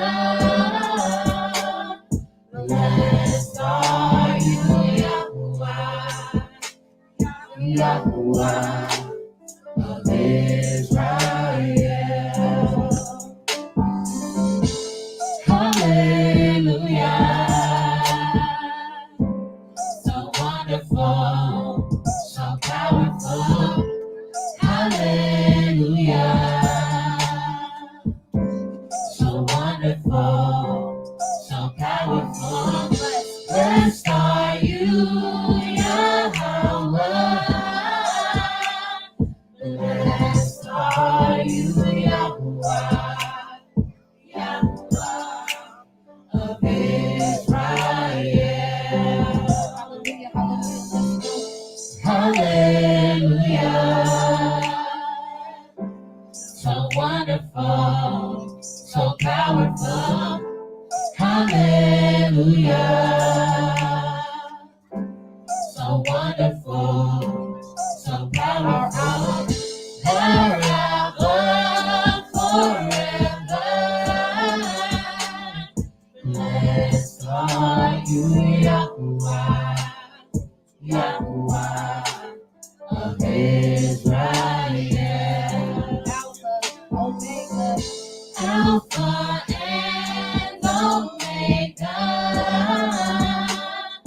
Blessed are you, Yahuwah, Yahuwah of Israel. Forever, forever. Blessed are you, Yahuwah, Yahuwah of Israel. Hallelujah. So wonderful, so powerful. Hallelujah. So wonderful, so powerful. Blessed are you, Yahweh. Blessed are you, Yahuwah, Yahuwah of Israel. Hallelujah. Thy kingdom come, thy will be done. Hallelujah. Thy kingdom come, thy will be done. Blessed are you, Yahweh. Blessed are you, Yahuwah, Yahuwah of Israel. Hallelujah.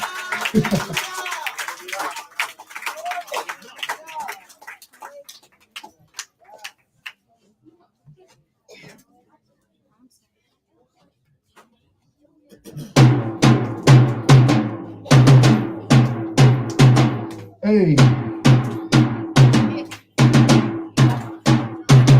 Yep. You already know where we're going. Yup. Listen. Hero Israel. What? So come on to Zion. The Messiah's coming. Hey. The Messiah's coming. Are you ready? Hey. So Hero Israel. Woo! Come on.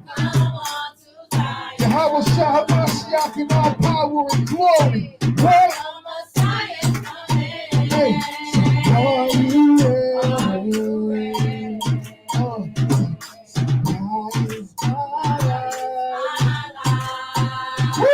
And my salvation. Hallelujah. Tell me who. Shall I what? Shall be afraid. Hey, who we lifting up? Let God be lifted up over all of Israel. What? Woo! Of this wicked nation. What? Over each individual household. What's his name? Hey, what's his name? Hey. Yeah, yeah, yeah, yeah, yeah, yeah, yeah. Yeah, yeah, yeah, yeah. Yeah, yeah. Ooh. In your house. Yeah, yeah, yeah, yeah, yeah. Woo! Woo! What? What? Come on. Yeah, yeah, yeah, yeah, yeah, yeah, yeah. Yeah, yeah, yeah, yeah. Yeah, yeah. We'll praise you all day, hour. Yeah. Yeah, yeah, yeah. Oh. Listen. Oh, come on, come on. My Messiah's coming. Yeah. Are you ready? Hey, hey, superhero Israel. Yeah. Say, come on, Messiah. Come on to Zion. Hey, my Messiah's coming. Ready? I hope you will be ready. So, are you ready? So, God is my life. Woo! And my salvation. Tell me, hey, tell me, shall I be afraid of? For he is my life. So let God be lifted up. What? Over every generational curse. As the authority over my life. So reign over my generations. Hallelujah. Yeah, yeah, yeah, yeah. Woo! Woo! A sweet fragrance. Yeah, yeah, yeah, yeah, yeah, yeah, yeah. Yeah, yeah, yeah, yeah. Yeah, yeah. Ooh. Yeah, yeah, yeah, yeah, yeah, yeah, yeah.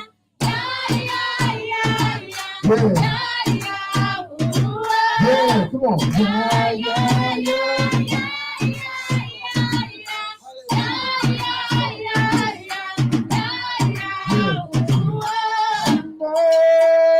Israel, Yahuwah Elohim, Yahuwah, hey, hey, Shema Israel, Yahuwah Elohim. Hey, hey, God.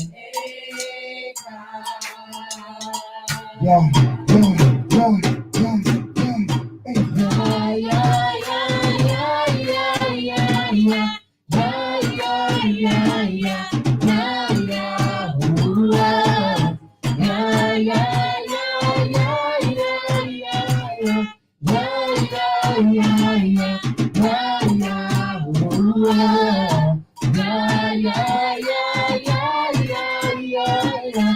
Yeah, yeah, yeah, yeah, yeah, yeah, ooh, yeah, yeah, yeah, yeah, yeah, yeah, yeah, yeah, yeah, ooh, hallelujah.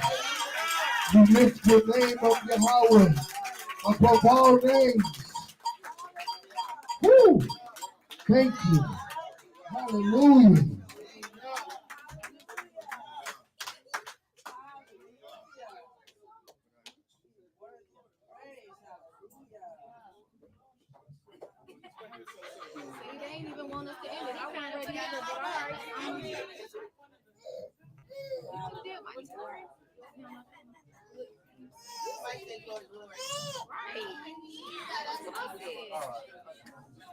that's our style. The people know it.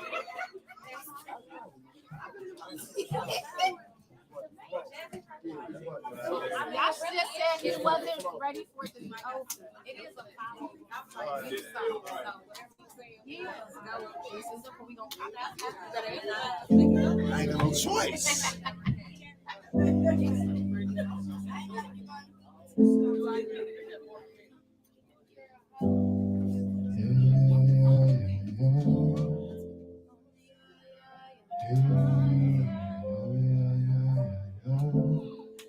Hallelujah. Mighty, mighty. Glory, glory. Mighty, mighty. Glory, glory. Oh, yeah, mighty, mighty. Glory, glory. Mighty, mighty. Glory, glory. Hey, this is the day that you made. Now that you've been on your way. We made your way. This is the day that you made. Now that you've been on your way. We made your way. Glory, glory. Mighty, mighty. Glory, glory. Mighty, mighty. Oh, yeah, yeah. Glory, glory. Mighty, mighty. Glory, glory. Mighty, mighty. Hey. Oh, yeah, yeah, yeah, yeah, yeah. Oh, yeah, yeah, yeah, yeah. From the dead. Oh, yeah, yeah, yeah, yeah, yeah. I'll praise you. Hey. Oh, yeah, yeah, yeah, yeah, yeah. Oh, yeah, yeah, yeah, yeah. Hallelujah. Yeah, yeah, yeah, yeah. Oh, yeah, yeah, yeah, yeah. Holy, mighty, glory, mighty, glory, glory, mighty, mighty, glory, glory, mighty, mighty, glory, glory, all right, mighty, mighty,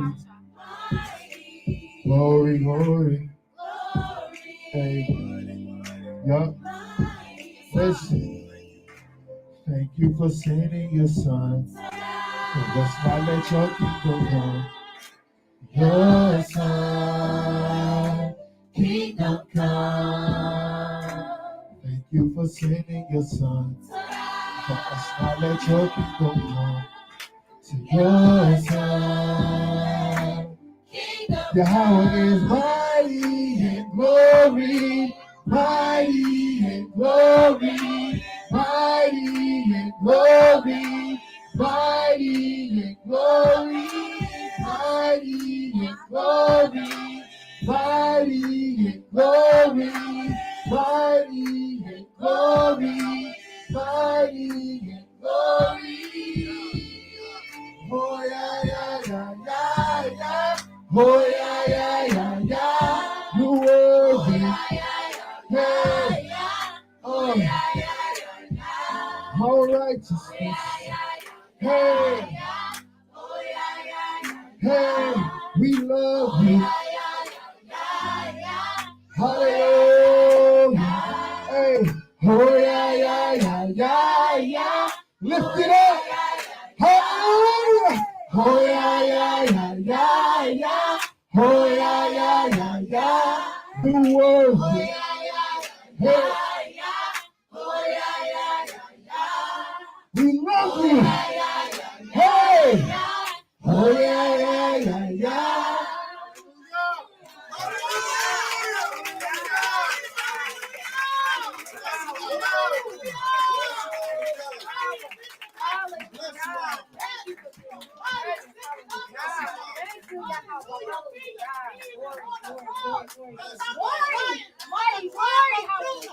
Hallelujah. Hallelujah. Hallelujah.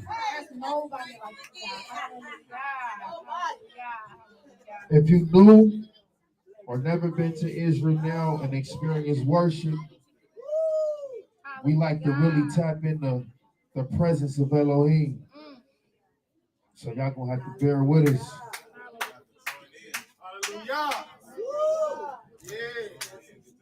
Hallelujah.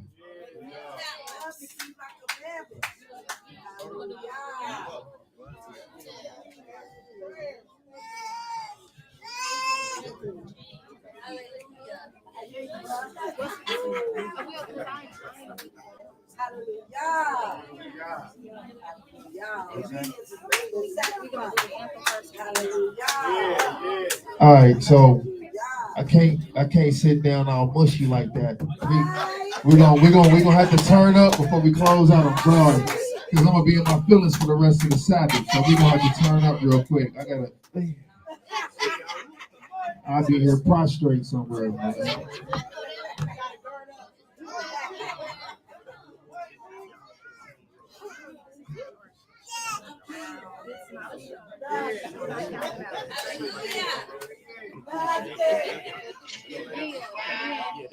Hey.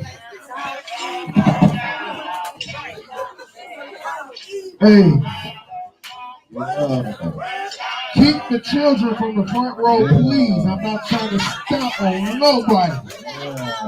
She cool right there. Yeah. Hey, if you at home, get locked in right now. Move that couch over. Move the end table down. Put your drink down.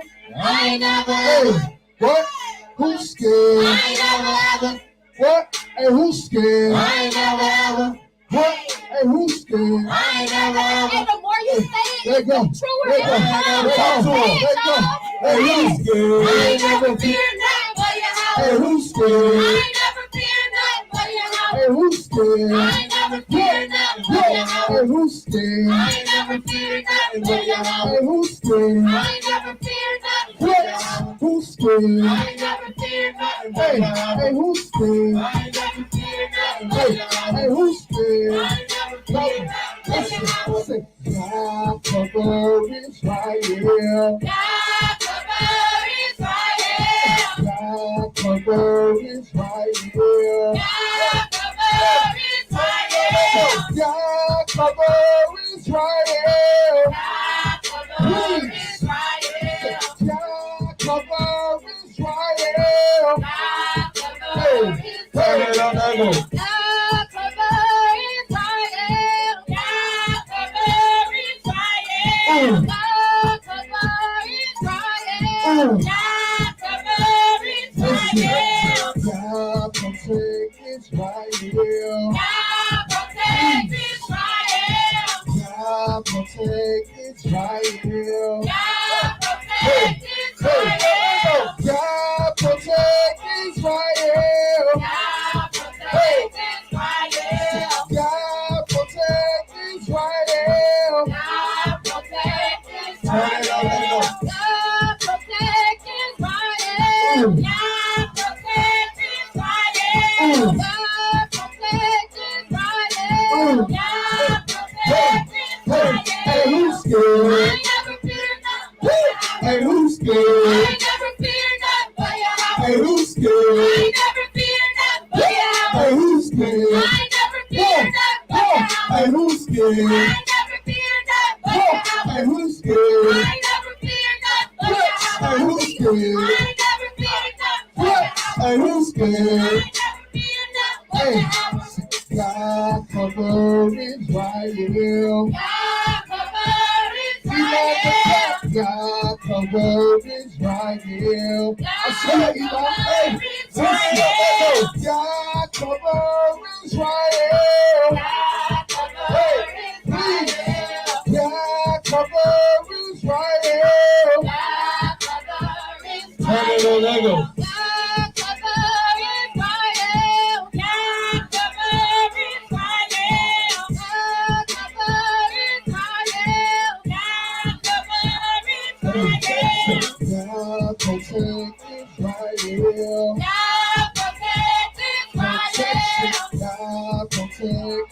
Israel. God protect Israel.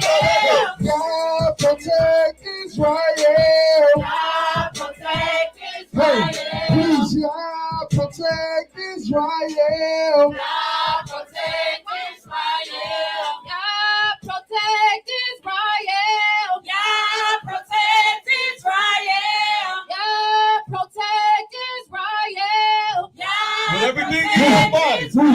Hey, who's I scared? ain't never fear nothing but Yahweh. Hey, who's I scared? ain't never fear nothing but Yahweh. Hey, who's I scared? ain't never fear nothing but Yahweh. Hey, who's I scared? ain't never fear nothing but Yahweh. We ready. Hey, We ready. hey. We ready. Come on. We ready.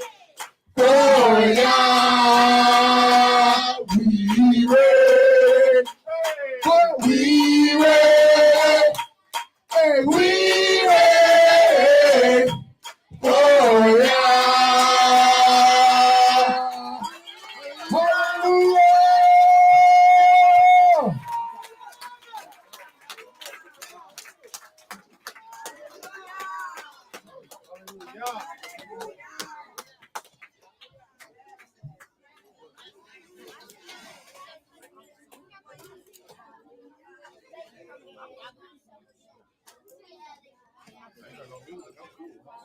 Family, thanks for joining us. To the listening audience, thanks for joining us. Join us again next Shabbat. Shalom, shalom.